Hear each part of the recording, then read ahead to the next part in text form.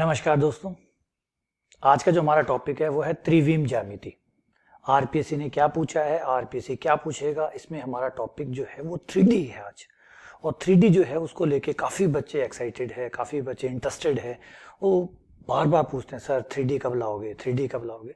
समय आता है, 3D का भी समय आता है। एक्चुअली जो टॉपिक होते हैं उसके लिए कई बार आपको पूर्व में बेसिक ज्ञान होना ज़रूरी होता है कई चीज़ों का, तभी आप वो टॉपिक जो है वो आप ला पाते हैं। तो अब ये लगता है कि सही समय है, हम 3D को पढ़ सकते हैं, 3D के क्वेश्चनों को समझ सकते हैं। तो आइए समझते हैं कि जो 3D का जो टॉपिक है, यहाँ मैं 3D की जो बात कर रहा हूँ वो स्कूल बेस पे बात कर रहा हूँ। इस बात का ध्यान रखिएगा, जो स्कूल लेवल पे जो टॉपिक है 3D का, मैं उसकी बात कर रहा हूँ।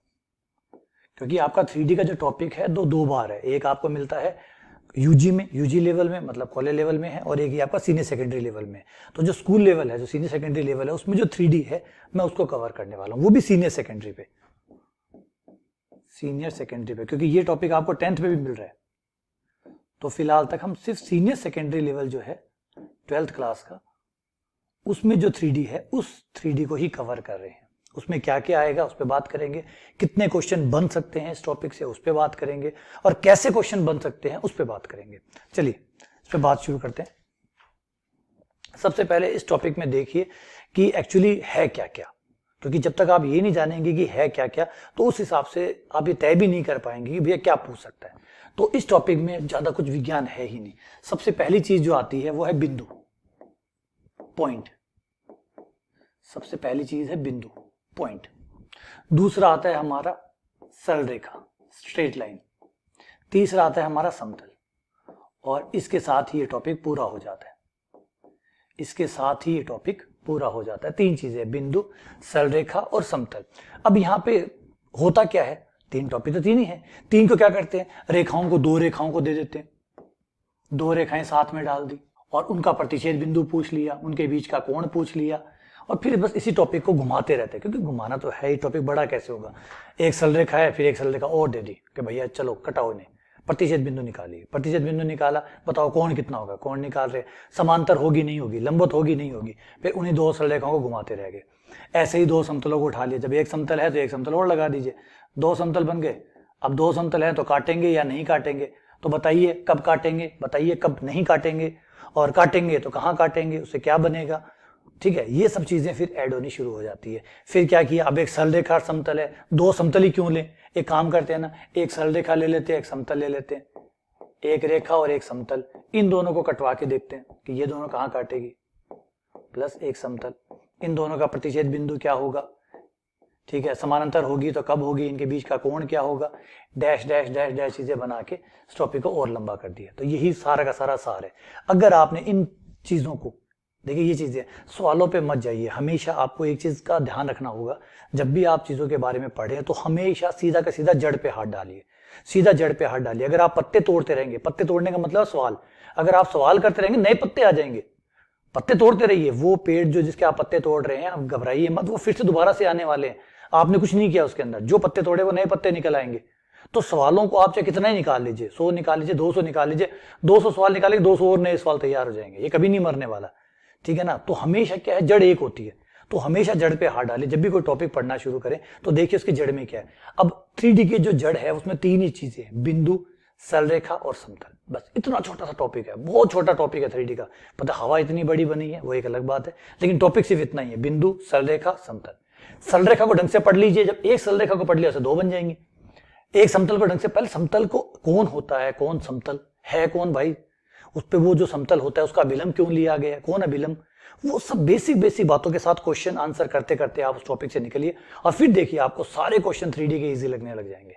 प्रॉब्लम ये होती है कि जब समतल को नहीं पहचाना तो फिर दो समतल कहां से पहचाने जाएंगे, और फिर दो समतलों के बीच के कोण का तो सवाल ही नहीं उठता, उनके लंबवत होने की, समानांतर होने की, वो सब डाउट में चला जाता है। जब समतल ही डाउटफुल है तो फिर उससे जुड़ी हुई सारी चीजें भी डाउटफुल है। तो यही कहानी फिर आगे चलती रहती है। तो हमेशा जो 3D का टॉपिक है, जो बच्चे नॉर्मली कहते हैं कि सर ये टफ है, वो टफ होने का सबसे बड़ा कारण सिर्फ यही होता है कि आप इनकी जड़ों पे नहीं जाते हैं। अगर आप इनकी जड़ों में जाएं और वहां पे टाइम स्पेंड करें, आप सवाल कम निकाल लीजिए, थ्योरी पे ज्यादा काम करिए। वो अगर मजबूत होगी तो सवाल निकलते ही जाएंगे, और सवाल काटेंगे तो काटते जाइए, सवाल और पैदा हो जाएंगे। तो हमेशा इस चीज का ध्यान रखिएगा, ठीक है। अब बात करते हैं कि कितने क्वेश्चन पूछे जा सकते हैं। इसमें 3 क्वेश्चनों की उम्मीद है। मुझे इस टॉपिक से 3 ही क्वेश्चनों की उम्मीद है, ज्यादा से ज्यादा, और सही बनता भी है। देखिए 3, और अब अगर 3 से ज्यादा 4 5 देखो फिर तो आरपीएससी है, वो आता है सस्ता है, अपनी मर्जी से चलती है, 3 क्यों, फिर वो तो 7 भी डाल सकती है, वो कोई बात नहीं। लेकिन लॉजिकली अगर हम बात करें तो 3 क्वेश्चन इस टॉपिक से बनते हैं, क्योंकि 3 ही टॉपिक है, एक बिंदु है, सरलरेखा है, समतल है। आपको सरलरेखा पे क्वेश्चन मिलेगा ही मिलेगा, डालना ही है, क्योंकि 3D में 3 चीजें, 3 मुख्य किरदार है, तो कहीं ना कहीं तो रोल आएगा ही आएगा इनका। तो एक बिंदु का क्वेश्चन मिल जाएगा, है ना, उससे जुड़ा हुआ प्रक्षेप आ जाएगा, दिक् अनुपात आ जाएंगे, दिक्खोजें आ जाएंगी, डैश डैश करके बिंदु से जुड़ा हुआ कुछ ना कुछ पूछ लेगा। फिर सरलरेखा पूछ लेगा, 2 सरलरेखाओं के बीच का कोण बता दीजिए, 2 सरलरेखाओं का प्रतिच्छेद बिंदु बता दीजिए, 2 रेखाएं समानांतर है या नहीं है वो बता दीजिए, कौन सी रेखाएं समानांतर है, ठीक है, 2 रेखाओं से बराबर कोण पे जाने वाली रेखा का दिक् अनुपात बता दीजिए, दिक्खोजें बता दीजिए, बस वही कुछ ना कुछ बता दीजिए। वो सरलरेखा से रिलेटेड कुछ ना कुछ पूछ लेगा। फिर समतल से रिलेटेड भी कुछ ना कुछ पूछ लेगा कि भैया ये समतल है, ये 2 समतल है, ये समतल और रेखा काट रही है, बताओ कितने का कोण बनाएंगे, लंबवत होंगी नहीं होंगी, काटेगी तो कहाँ काटेगी, दूरी बता दीजिए, बता दीजिए। तो 3 क्वेश्चन यहाँ से एक एक करके बनेंगे। एग्जैक्टली लाइन खींचना पॉसिबल नहीं है, एग्जैक्टली मैं आपको ये बताऊंगी यही क्वेश्चन पूछा जाएगा, ये मुश्किल है। और टॉपिक है ही कितना बड़ा, 3 चीजें हैं, 3 क्वेश्चन है, अभी मैं आपको क्या बताऊं कि क्या पूछेगा, ठीक है ना। और है भी कुछ नहीं, 2 सरलरेखाओं के बीच का कोण है तो 2 समतलों के बीच का कोण भी है, सरलरेखा और समतल के बीच का कोण फॉर्मूला है, कम से कम 10-12 फॉर्मूले हैं, उनके ऊपर ही चीजें घूमती रहती है। अगर बेसिक समझा हुआ है तो फिर कोई फर्क ही नहीं पड़ता कि क्या आ रहा है, वो तो आपको करना एक तरीके से ही है, ठीक है। तो ये चीजें 3 क्वेश्चन है, और बाकी भी आरपीएससी के जो पुराने क्वेश्चन है वो आपको मैं करवाने वाला हूं, उससे और आपको आइडिया हो जाएगा कि कैसे होते हैं क्वेश्चन। ये क्वेश्चन थोड़े स्मार्ट क्वेश्चन होते हैं, 3D के और 2D के जो क्वेश्चन होते हैं वो स्मार्ट तरीके होते हैं।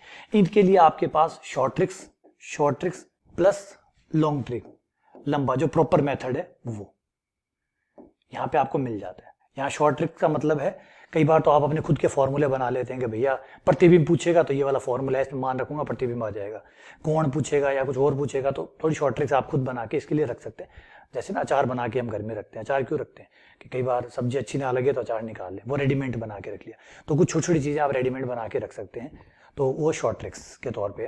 प्रॉपर मेथड तो है ही, जो सब्जी बनती है वो तो डेली बनेगी, प्रॉपर मेथड तो अपना प्रॉपर ही है ना, अचार उसकी जगह तो नहीं ले सकता, तो वो प्रॉपर मेथड जो है वो अपनी जगह काम करेगा। तो इनके प्रॉपर मेथड भी होंगे, शॉर्ट ट्रिक्स भी होंगे। थोड़े से अगर आप स्मार्ट तरीके से काम करें, यहाँ पे मैं थोड़ा एक वर्ड इस्तेमाल कर रहा हूँ स्मार्ट, अगर आप स्मार्ट तरीके से काम करें तो 2D और 3D जो है वो ज्यादा प्रॉपर मेथड पे डिपेंड नहीं करती, थोड़ा सा स्मार्ट तरीके से। स्मार्ट तरीका कब काम करेगा, जब आपको पहले ये चीजें समझ में आएगी। अगर ये बेसिक नहीं समझ में आ रहा, कौन अभिलंब, अगर आपको ये समझ में ही नहीं आ रहा कि समतल के लिए अभिलंब क्यों जरूरी है, अगर आपको यही नहीं समझ में आ रहा कि भाई समतल के लिए अभिलंब क्यों जरूरी है, तो भैया खेल गया, फिर कोई खेल में कुछ नहीं बचा आपके लिए। अगर आपको ये पता है कि समतल में अभिलंब कौन होता है, उसका मूल रोल जो है वो क्या है, और वो ना हो तो क्या होगा, उसके होने या ना होने से क्या फर्क पड़ेगा, और उसी को क्यों चुना गया, क्यों अभिलंब को चुना गया, ये ऑस्कर अवार्ड से क्यों दिया गया, ये चीजें अगर आपको नहीं पता है तो इसका मतलब है वो बेसिक कमजोर है। भाई जिसका बेसिक कमजोर है वो काहेगा स्मार्ट, वो काहेगा स्मार्ट, और जो स्मार्ट नहीं है तो स्मार्ट मेथड कहां से लाएगा। स्मार्ट बनो तो स्मार्ट मेथड आएंगे, है ना। तो स्मार्ट तरीके से अगर आप करेंगे तो आपको प्रॉपर मेथड की जरूरत नहीं पड़ेगी। लेकिन बात यह कि पहले आपको ये सब चीजें आनी चाहिए, तब जाके स्मार्टनेस निकल के आती है। जब आपको आता है तो फिर आप उसे और अच्छा करने की कोशिश करते हैं, स्मार्ट करने की कोशिश करते हैं। अभी मैं बात करूंगा, क्वेश्चन कराऊंगा आपको, तब आइडिया हो जाएगा। चलिए क्वेश्चनों पे आते हैं। देखिए ये सबसे पहला क्वेश्चन है। क्वेश्चन जो है वह है कि ये रहा एक समतल का समीकरण, ठीक है, 3x - 5y + 4z = 5, और ये रहे आपके बिंदु। इन बिंदु के सापेक्ष प्रतिबिंब के निर्देशांक निकालिए। प्रतिबिंब का मतलब होता है ये रहा आपका समतल, ये बिंदु है आपका जिसके निर्देशांक इसने बता रखे हैं 1, 2 और -1, 1, 2 और -1। इस बिंदु को मैं एक बार P नाम दे देता हूं, ये P पॉइंट है। इसका प्रतिबिंब का मतलब होगा ये कांच की तरह काम करेगा, दर्पण की तरह काम करेगा। तो आपका जो पॉइंट P है इसकी इमेज इसके अंदर बनेगी, लेकिन कांच में भी इमेज यहां ना बन के पीछे की तरफ बनती है, और वो उतनी ही दूरी पे होती है जितना बिंदु आपके समतल से है। ये मान लीजिए ये पॉइंट है R, और ये R से एग्जैक्टली उतनी ही दूरी पे होगा आपका, इसका नाम P' रख लीजिए, प्रतिबिंब है ना, तो P' रख लीजिए। ये उतनी ही दूरी पे होगा, जितना PR होगा उतना ही P' R होगा। साथ साथ में थोड़ी भी पढ़ते जाइए ताकि काम आ जाए आपके। तो प्रतिबिंब क्या होता है, जो आप समतल से P जितनी दूरी पर है, जितना बिंब जो है, इमेज जो है, वो उतनी ही दूरी पर होगी। मतलब जितनी दूरी ये है उतनी ही दूरी ये है, दोनों बराबर दूरी पे होते हैं। एक दूसरा, ये जो समतल है आपका, जो समतल है, इस समतल के ये लंबवत है, हमेशा ये 90 डिग्री का कोण होगा, ये 90 डिग्री का कोण है। तो ये लंबवत होगा। तो इस तरीके से आप क्या कर सकते हो कि ऑप्शन की सहायता से भी थोड़ी सी मदद ले सकते हो। प्रॉपर मेथड पे भी जाएंगे वो भी है, लेकिन प्रॉपर मेथड के बजाय अगर आप यहाँ पर थोड़ा सा अपने जो ऑप्शन है, क्योंकि देखिए 3D और 2D दोनों के अंदर आप ऑप्शन से फायदा उठा सकते हैं, लेकिन ऑप्शन भी अपना टाइम लेगा। अगर आपकी स्पीड अच्छी नहीं है तो आप प्रॉपरली ऑप्शन का फायदा नहीं उठा सकते। अब लेकिन वही जैसे मैंने कहा कि आपको बेसिक तो पता ही होना चाहिए कि कौन प्रतिबिंब कौन होता है, प्रतिबिंब कौन होता है, समतल के साथ उसका क्या रिलेशन होता है, क्या संबंध होता है, कैसे कैसे उसमें विशेषताएं होती है। अगर वो नहीं पता तो फायदा कैसे उठाएंगे। तो जैसे मैंने कहा ना, ये है स्मार्ट तरीका। स्मार्ट तरीके के लिए पहले आपका बेसिक एकदम सही होना चाहिए। जिसके पास बेसिक ठीक नहीं है उसके पास स्मार्ट तरीका कहां से आएगा। स्मार्ट तरीके का मतलब है जिसके पास बेसिक है, अब उसने सोचा कि भाई बेसिक तरीका तो है लंबा, इसमें से क्या क्या कट किया जा सकता है, कैसे ऑप्शन है या कोई और चीज है उसका फायदा कैसे उठाया जा सकता है, वो है स्मार्टनेस। तो स्मार्टनेस आपको चाहिए होगी। तो अब ये लंबवत है, ये इसका मध्य बिंदु है, ठीक है। पहले आप देख सकते हैं कि अगर मैं पी पी डैश करूं, पी पी डैश करूं, इन दोनों के दिक् अनुपात निकालूं तो समतल का जो अभिलंब है उसके दिक् अनुपात समानांतर होंगे, क्योंकि समतल का अभिलंब भी यही होगा। अभिलंब भी तो इसी दिशा में जाएगा, ये देखिए अभिलंब भी इसी दिशा में जाएगा, यानी इसके दिक् अनुपात पी पी डैश के दिक् अनुपात और अभिलंब के दिक् अनुपात दोनों समानांतर होंगे। समानांतर होने का मतलब है A1 बटा A2 बराबर B1 बटा B2 बराबर C1 बटा C2।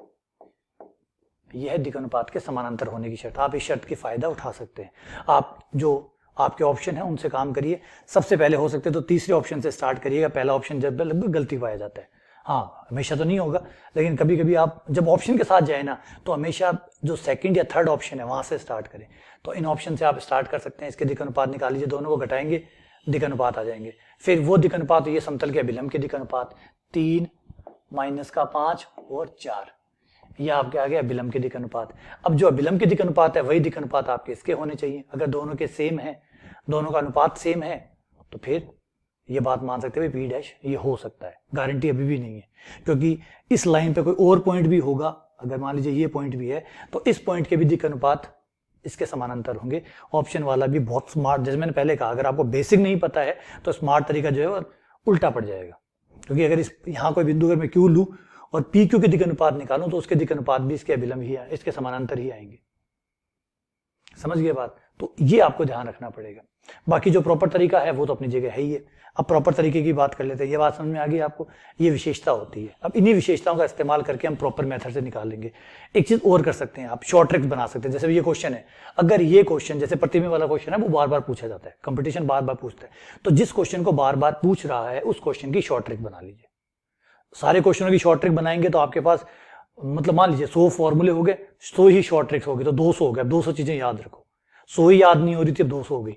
तो ज्यादा शॉर्ट ट्रिक्स ना बनाए, शॉर्ट ट्रिक्स से 19 क्वेश्चनों की बनाए। जो क्वेश्चन आपको लग रहा है कि बार बार रिपीट हो रहे हैं, कंपटीशन उनको ला रहा है, पलट पलट के ला रहा है, तो ला रहा है, उनकी शॉर्ट ट्रिक्स बना लीजिए। तो आप इस क्वेश्चन की शॉर्ट ट्रिक बना सकते हैं, ठीक है। अच्छा, अब बात करते हैं क्वेश्चन होता कैसे है ये वाला। इस क्वेश्चन को करने के लिए आप जो आपके पास ये जो रेखा है, आप इसका समीकरण निकालते हैं। पी पी डैश का समीकरण निकालते हैं। समीकरण कैसे निकलेगा?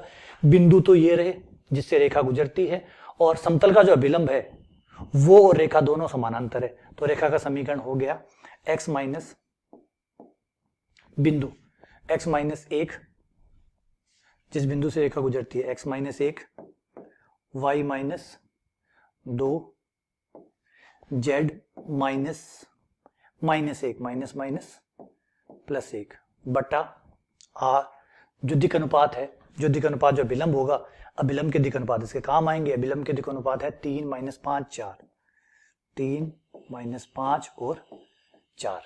अब गौर करिए कि ये जो आर बिंदु है ये इस रेखा और इस समतल के काटने से बना है। दोनों के काटने से बना होना इसका मतलब प्रतिच्छेद बिंदु है। तो आपको इस रेखा और इस समतल का प्रतिच्छेद बिंदु निकालना है। प्रतिच्छेद बिंदु निकालने के लिए मानना रेखा पे एक बिंदु है, बराबर में लैम्डा मानिए, रेखा से आपको बिंदु मिल जाएगा 3 लैम्डा प्लस 1, यहां से x निकाल लीजिए, y निकाल लीजिए माइनस 5 लैम्डा प्लस 2, z निकाल लीजिए, z बराबर 4 लैम्डा माइनस 1। ये बिंदु हो गया। अब ये बिंदु इस पूरी रेखा पर है, लेकिन हमें पूरी रेखा वाला नहीं चाहिए, हमें वो चाहिए जो समतल पे भी हो। ये जो लाइन है, इस लाइन पे गौर करिएगा, ये जो बिंदु आया है, ये बिंदु लाइन का कोई भी बिंदु हो सकता है। वो लैम्डा तय करेगा ये कौन सा बिंदु है। हर बिंदु का अपना लैम्डा है। ये जितने बिंदु है इस लाइन के ऊपर, सबका लैम्डा सबके पास लैम्डा है। जैसे क्लास में बैठे हर बच्चे के पास अपना एक रोल नंबर होता है, सब बच्चों के पास अपना एक रोल नंबर होता है। अगर क्लास का बच्चा रोल नंबर नहीं है तो क्लास का बच्चा ही नहीं है, क्लास का बच्चा है तो रोल नंबर होगा, हर बच्चे के पास अपना रोल नंबर होगा। अब हमारा क्वेश्चन है कि हमें ये जो आर बच्चा है इसका रोल नंबर चाहिए। लेकिन आर बच्चा जो है उसका रोल नंबर कैसे मिलेगा, क्योंकि आर बच्चा जो है वो समतल पे भी स्थित है। तो इसको जाएगा कि समतल से पूछ लो, भैया समतल भैया बताओ इस बच्चे का रोल नंबर कितना है। तो समतल भैया बताएगा कि ये लो मैं बताता हूँ, 3 x का मान 3 lambda plus 1 minus 5 lambda plus 2 plus 4 lambda minus 1 बराबर 5। ये लीजिए समीकरण को सॉल्व करते हैं। यहाँ समीकरण को सॉल्व करने पर हो जाएगा 9 lambda plus 3 minus minus plus 25 lambda 16 lambda minus 4 बराबर 5। तो ये हो गया 16 और 25 से बहुत लंबा चौड़ा चला जाएगा, 25 25 50 लैम्डा, 50 तो लैम्डा हो गए, और ये हो गया माइनस 14 और माइनस 11 लैम्डा बराबर 16/50, जिसे अगर हम 2 पे कट करें तो ये हो गया 8/25। ये आपके पास लैम्डा का मान आ गया। और लैम्डा का मान रखते ही जैसे आप यहाँ पे लैम्डा का मान अपनी जगह रखेंगे आपको XYZ R मिल जाएगा। और जो आपका R बिंदु है वो आपका P और P डैश का मध्य बिंदु है। तो P और P डैश दोनों को जोड़कर अगर मैं 2 का भाग दूं, P और P डैश दोनों को जोड़ के 2 का भाग दूं तो मुझे R मिलेगा। लेकिन R तो मेरे पास है, मुझे तो P डैश चाहिए, तो वज्र गुणा कर दीजिए, P को उधर भेज दीजिए। तो P डैश बराबर हुआ कि जो R आया है उसको दुगना करिए और उसमें से P को घटा दीजिए, R को दुगना करिए और उसमें से P को घटा दीजिए, P डैश आ जाएगा। इस तरीके से आपको आपका बिंदु प्राप्त हो जाएगा। ये लंबा है, बहुत लंबा है। आपको ये भी ध्यान रखना पड़ेगा कि अगर कोई सवाल, जैसे ये सवाल है, ये सवाल अगर आपको प्रॉपर मेथड आपको पता है उस हिसाब से देखिए कि भैया ये तो बहुत लंबा सवाल है, हाँ मैं कर सकता हूँ, डेफिनेटली मैं कर सकता हूँ। पेपर में आपको ध्यान रखना होगा, आपको आता है लेकिन फिर आपको टाइम कैलकुलेट और करना है कि अगर मैं इसको करता हूँ तो कितने मिनट लग जाएंगे। जवाब आता है कि 3 मिनट लग जाएंगे, तो भैया छोड़ दो। आता है तो भी छोड़ दो, आता है तो भी छोड़ दीजिए। देखिए 3 मिनट लगाने के बाद या 4 मिनट लगाने के बाद में सवाल का सही होना या गलत होने का कोई मतलब नहीं रहता। तो आपको आता है तब भी छोड़ना सीखिए। जब आता है, जैसे बैट्समैन होते हैं, कई बार जो बॉल आती है, बाउंसर आती है, उसको वो मार सकता है, लेकिन उसे रिस्क है कि भाई मारूंगा तो हो सकता है कैच चली जाए, तो उसे छोड़ना ही अच्छा होता है। तो समझिए बात को, यहाँ पे आप भी समझदार बनिए कि अगर आपको कोई क्वेश्चन आ रहा है उसका टाइम कैलकुलेट भी आपके पास होना चाहिए। अगर मैं इसको करता हूं तो भाई 3 मिनट लग जाएंगे, 4 मिनट लग जाएंगे, 4 मिनट लगने के बाद में सवाल का क्या सही क्या गलत, बात खत्म, छोड़ो उसको, सीधा आगे बढ़ो।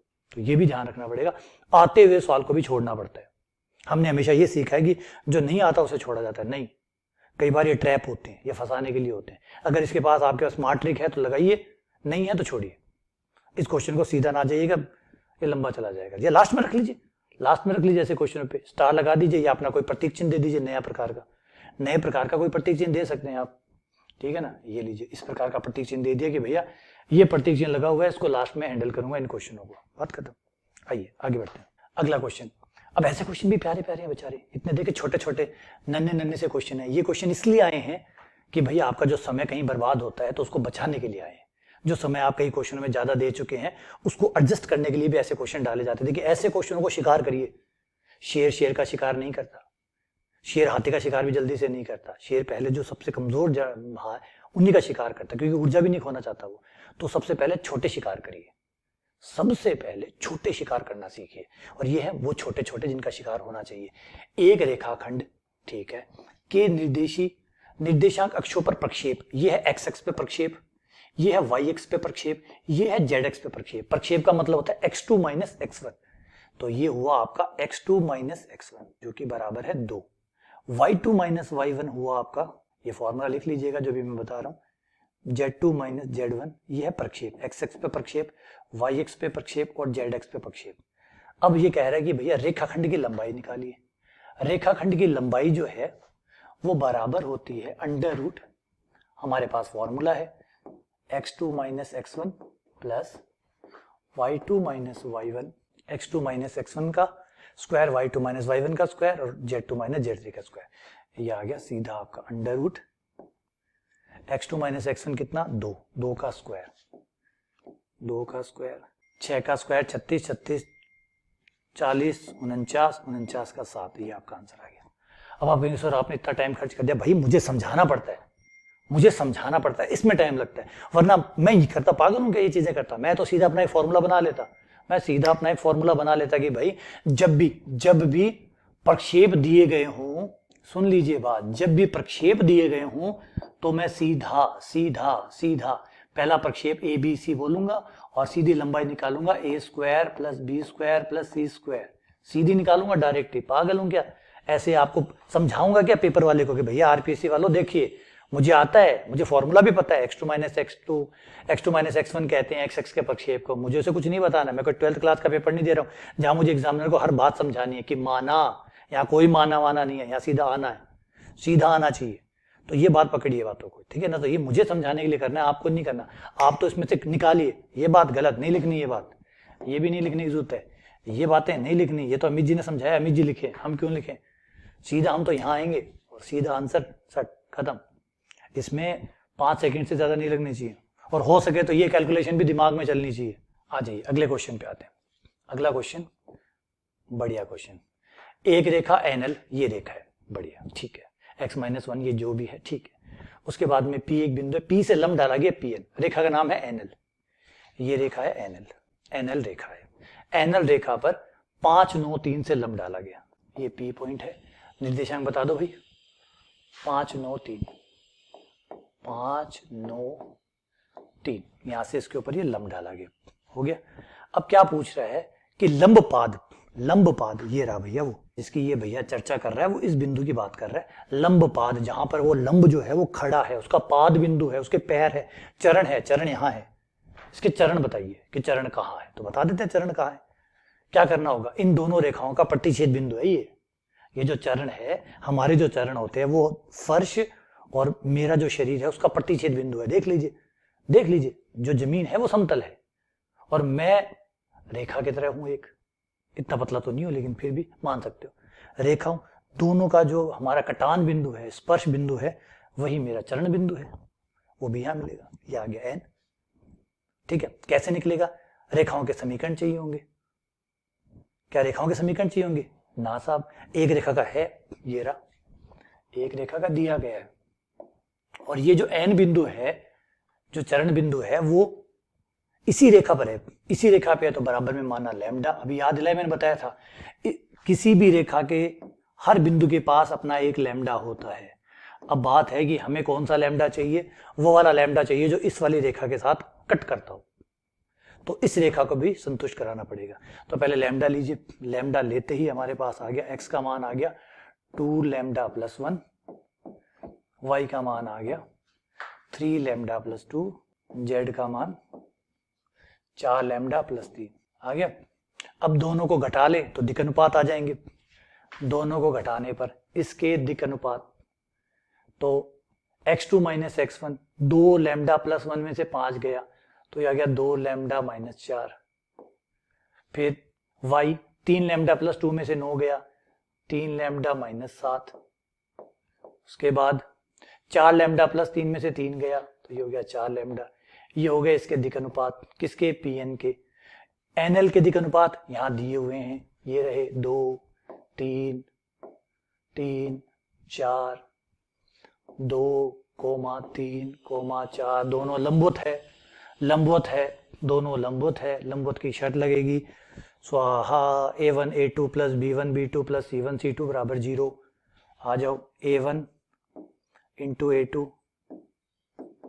a1 a2 plus b1 b2 plus c1 c2 बराबर 0।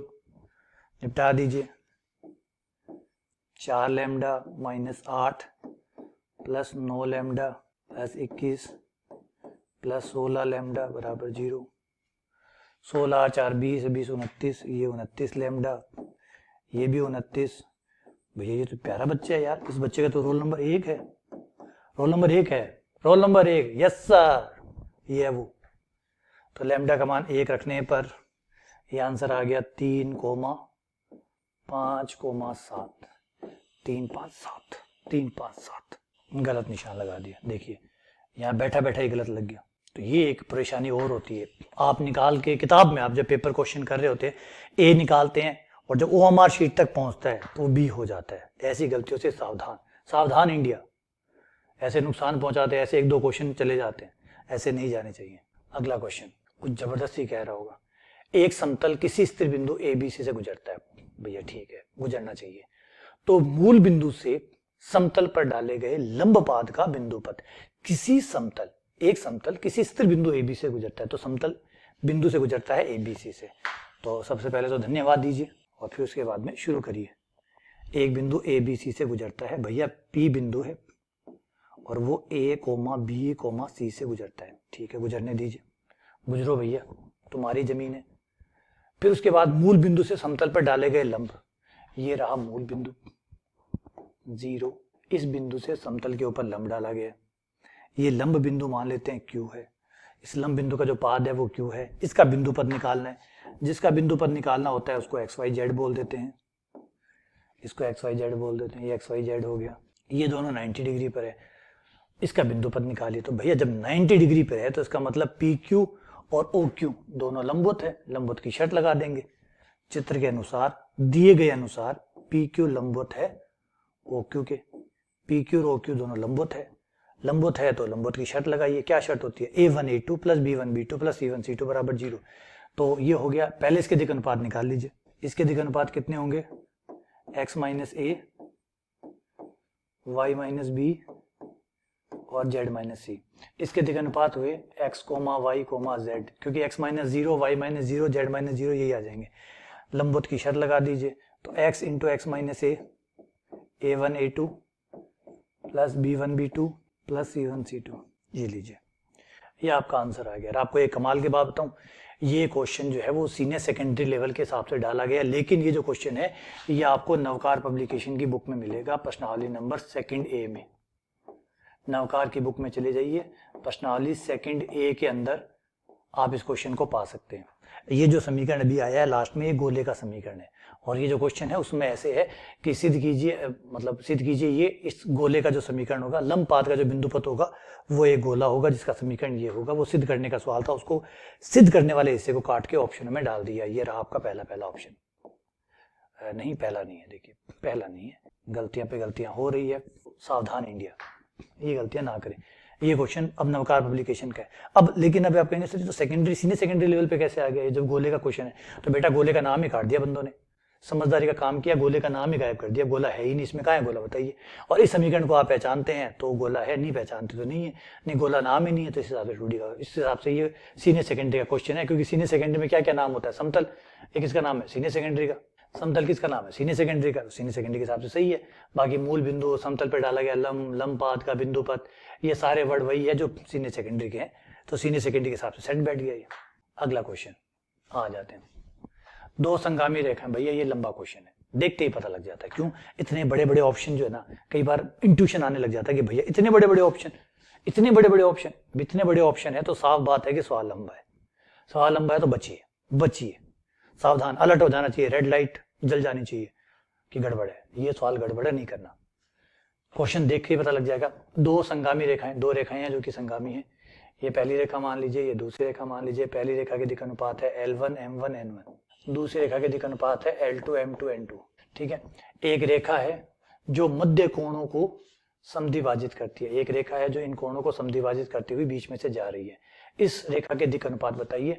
अब भाई ऐसे रिजल्ट जो आपने याद कर रखे हैं तब तो ये क्वेश्चन आप कर सकते हैं, अगर नहीं याद कर रखे तो पेपर में पहले तो इसका तरीका याद करना, पहले तो पेपर में इसका तरीका याद करना, फिर इस क्वेश्चन को करना। लेंथी होगा, लंबा होगा, डायरेक्ट याद रखिए। ये बातें कुछ चीजें होती है जब आप पढ़ते हैं ना टॉपिक को, तब कुछ रिजल्ट होते हैं जो आप जेब में डाल लेते हैं अपने, कि भैया ये रिजल्ट बड़े काम के हैं यार। खुद को इंट्यूशन आने लग जाते हैं कि भैया कुछ ये कमाल की चीजें हैं, एक काम करो इनको जेब में डाल लो, काम आएगी। आप नहीं करते क्या? घर में जब कहीं घूम रहे होते हैं, कोई सामान आपको मिल जाता है, अगर ये तो काम का है, रख लो, बाद में काम आ जाएगा, या संभाल के रख देते हैं कि काम आ जाएगा, रखते हैं ना संभाल के। कौन सी चीजें संभाल के रखते हैं आप जो आपको लगता है कि आगे काम आएगी? तो ऐसे क्वेश्चन ऐसे होते हैं जो पहले संभाल के रख लो। अब इसमें होता है कि जब दो रेखाएं हैं आपके पास और तीसरी रेखा उसके बीच में से जा रही हो, तो उसके जो दिक् अनुपात होते हैं वो इन दोनों रेखाओं के जोड़ के बराबर होते हैं, L1 plus L2, M1 plus M2, या माइनस के बराबर, कोमा ये होते हैं। तो ये है आपका ऑप्शन। और माइनस का भी होता है, आप कहेंगे सर माइनस वाला भी तो रह गया, माइनस वाला भी होता है। माइनस वाला होता है जब आपकी ये जो इन दो रेखाओं के बीच में इस कोण का समद्विभाजक निकाल रहे हैं, इस कोण का निकालेंगे तो माइनस वाला होगा। दो समद्विभाजक होते हैं ना, दो कोणों के बीच में दो समद्विभाजक, एक तो अंतः कोण, अगर आप इसे अंतः कोण बोल रहे हैं तो एक तो हो गया अंतः कोण समद्विभाजक, एक हो गया बाह्य कोण समद्विभाजक, तो ये दो है।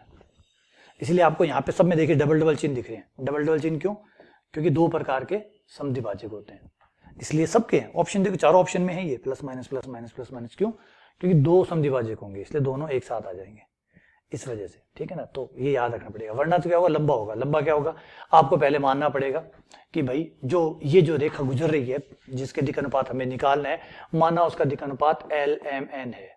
पहले तो आपको ये मानना होगा कि इसके दिक् अनुपात LMN है। LMN मानकर फिर आपको इसके साथ बराबर कोण बनाती है, इसके साथ बराबर कोण बनाती है, जो cos थीटा है, माना इसके साथ भी कोण हमारा जो है वो थीटा बनाती है, इसके साथ भी थीटा कोण बनाती है। cos थीटा बराबर L1 L2 M1 M2 N1 N2 की शर्त लगाएंगे, फिर इसके साथ लगाएंगे, फिर दोनों को सॉल्व करेंगे, बहुत कुछ हो जाएगा। तो बेहतर है जाने दीजिए, ठीक है। अगर डायरेक्ट रिजल्ट याद है तो ठीक है, नहीं है तो स्किप करिए। क्वेश्चन नंबर 6, ये देखिए, ये आ गया जो मैं बार बार चर्चा कर रहा था। ये रही रेखा, ये रहा वर्ण रेखा और ये रहा समतल। के भैया एक रेखा है और एक समतल है, दोनों के बीच का कोण निकालिए। और करेगा क्या बंदा, करेगा क्या, दो रेखाएं, दोनों रेखाएं दे दे, दोनों समतल दे दे, एक रेखा और एक समतल दे दे, ये तीन कॉम्बिनेशन बनते हैं, तीन कॉम्बिनेशन बना लेगा। बस इनके बीच का कोण निकालिए, प्रतिच्छेद बिंदु निकालिए, ये इसके अलावा बसता क्या है। तो आप ये कहानी पकड़ लीजिए ना, झंझट ही खत्म।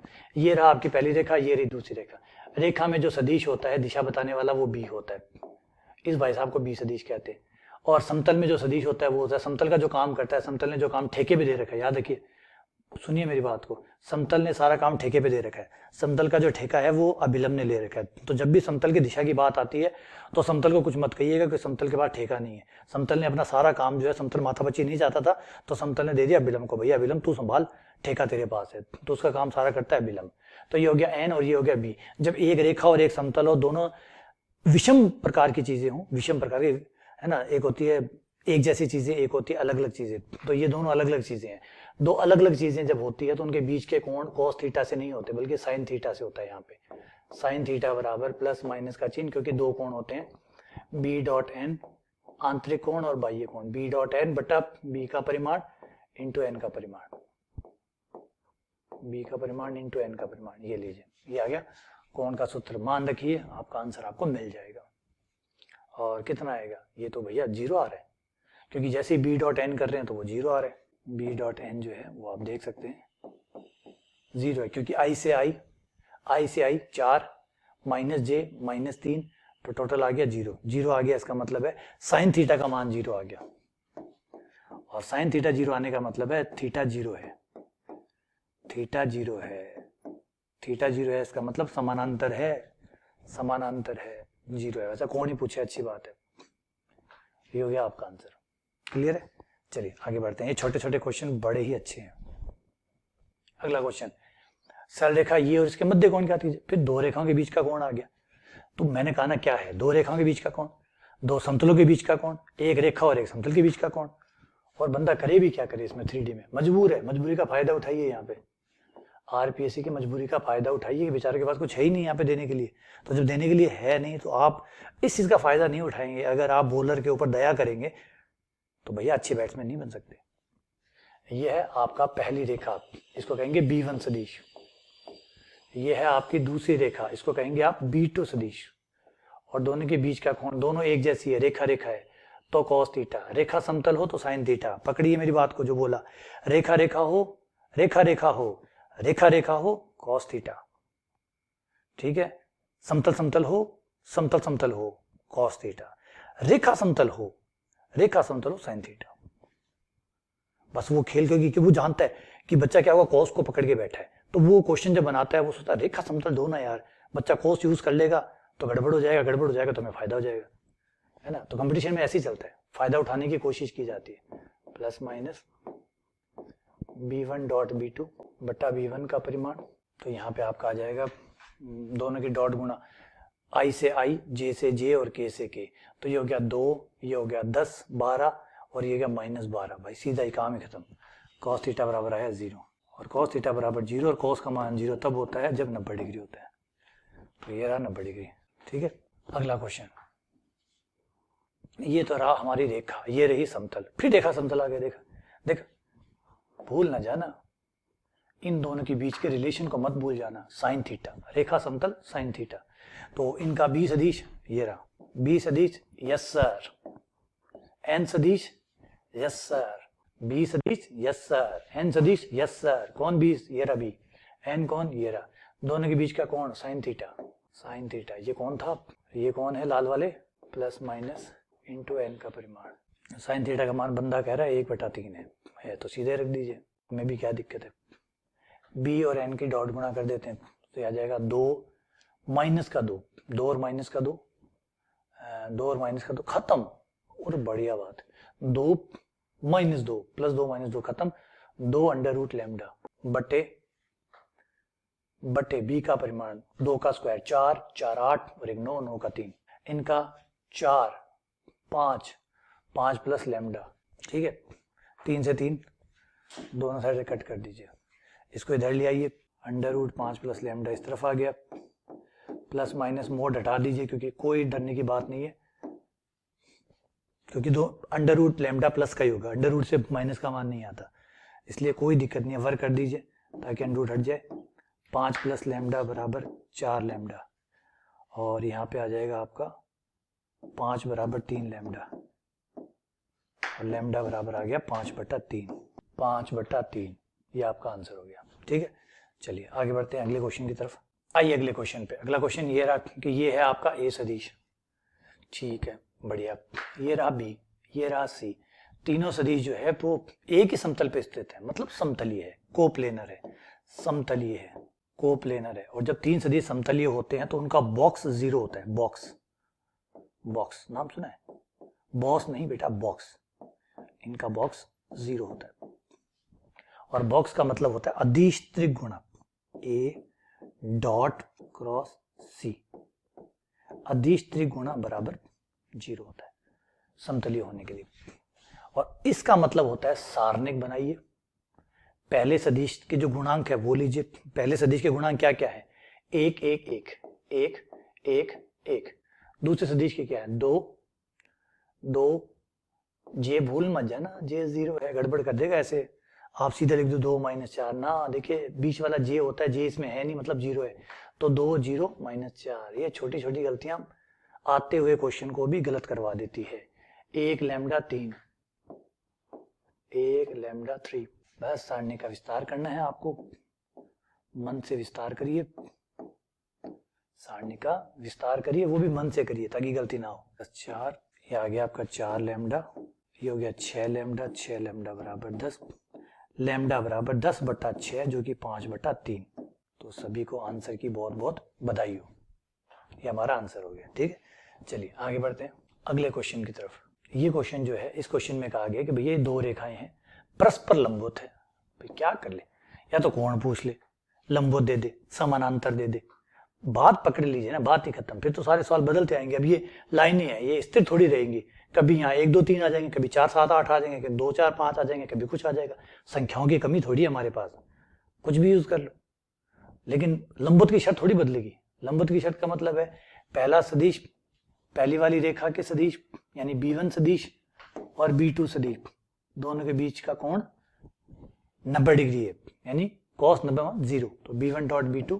अब आप कहेंगे सर आप सदिशों का बहुत इस्तेमाल करते हैं, भैया सदिशों का इसलिए इस्तेमाल करता हूँ, सदिश एक बार समझने में परेशानी देते हैं, एक बार परेशानी है, एक बार का दुख है, और फिर आराम ही आराम है, फिर आराम ही आराम है, तो मैं हमेशा अपने बच्चों को कहता हूँ सदिश पढ़ो, सदिश देखो, नहीं तो जिंदगी भर का दुख है, सदिश बच नहीं सकते आप, मान लीजिए यहाँ मत पढ़िए, लेकिन सवाल ही सदिशों में आ गया तो क्या करेंगे, और खुद सदिशों में तो सदिश आएंगे, हिंदी में तो हिंदी आएगी ना, अंग्रेजी में तो अंग्रेजी आएगी, तो जो सदिश वाला टॉपिक है उसमें तो सदिश आएंगे, वहां से कहाँ जाएंगे आप, वेक्टर कैलकुलस भी हमारे पास है, सदिश कलन भी, उसमें भी सदिश आएंगे, कहां तक भागेंगे आप, तो भागना तो पॉसिबल ही नहीं है, तो जब भागना पॉसिबल ही नहीं है तो थोड़ा सा मन लगा लो उसमें, और एक बार अगर सदिश को समझ लिया, ये भैया ऑपरेशन कराने जैसा है, एक बार करवा लिया जिंदगी भर आराम है, तो वही करवा लो, तो एक बार सदिशों के साथ थोड़ा सा मिल बैठ के ढंग से इनके साथ चर्चा करो, और फिर देखो ये आपके एक बार दोस्त बन गए ना, बहुत साथ देंगे, ये बहुत आज्ञाकारी लोग हैं, तो गुणा कर दें, माइनस का 9 के A1 A2 B1 B2 B1 B2 C1 C2, बराबर 0, -7 के माइनस का 10/7, ये आपका आंसर आ गया। चलिए आगे बढ़ते हैं अगले क्वेश्चन की तरफ। छोटे छोटे से क्वेश्चन है। अब ये है, यहाँ देखिए, यहाँ पे भी क्वेश्चन सिंपल सा है, लेकिन जैसे मैंने कहा कि थोड़ा सा ट्रिक खेलेगा ही खेलेगा, क्योंकि उसे पता क्या है, उसे पता है, एग्जामिनर को पता है कि बच्चे रट के बैठे हैं, जो रट के बैठे हैं तो उनको तो थोड़ा सा घुमाओगे फिर परेशानी होनी है, उन्हें तो हर सवाल में परेशानी होनी है। आप क्या करेंगे, थोड़ा सा बदल देंगे, वो बच्चा परेशान होगा। क्यों परेशान होगा? क्योंकि जो रट के गया हुआ है वो परेशान होना ही होना है। उसने तो 5 रटा हुआ है, अगर 5 की जगह आप 6 डाल दोगे तो उसको तो परेशानी होनी है, उसकी तो रिदम बढ़नी है। 6 की जगह 7 डाल दोगे, वो 7 पढ़ के गया था, आपने 6 डाल दिया, मरवा दिया।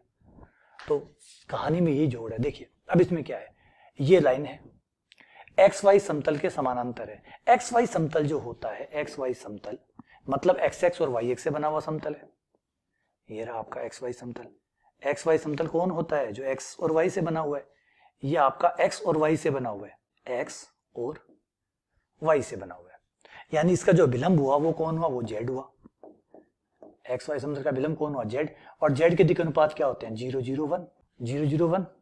वैसे ब्रैकेट नहीं लगाना चाहिए क्योंकि दिक् अनुपात में ब्रैकेट नहीं लगाते हैं, तो ये नैतिक तरीके से गलत है ना, क्योंकि हम ब्रैकेट लगाते हैं इसका मतलब है निर्देशांक है, ब्रैकेट नहीं लगाते इसका मतलब दिक् अनुपात है।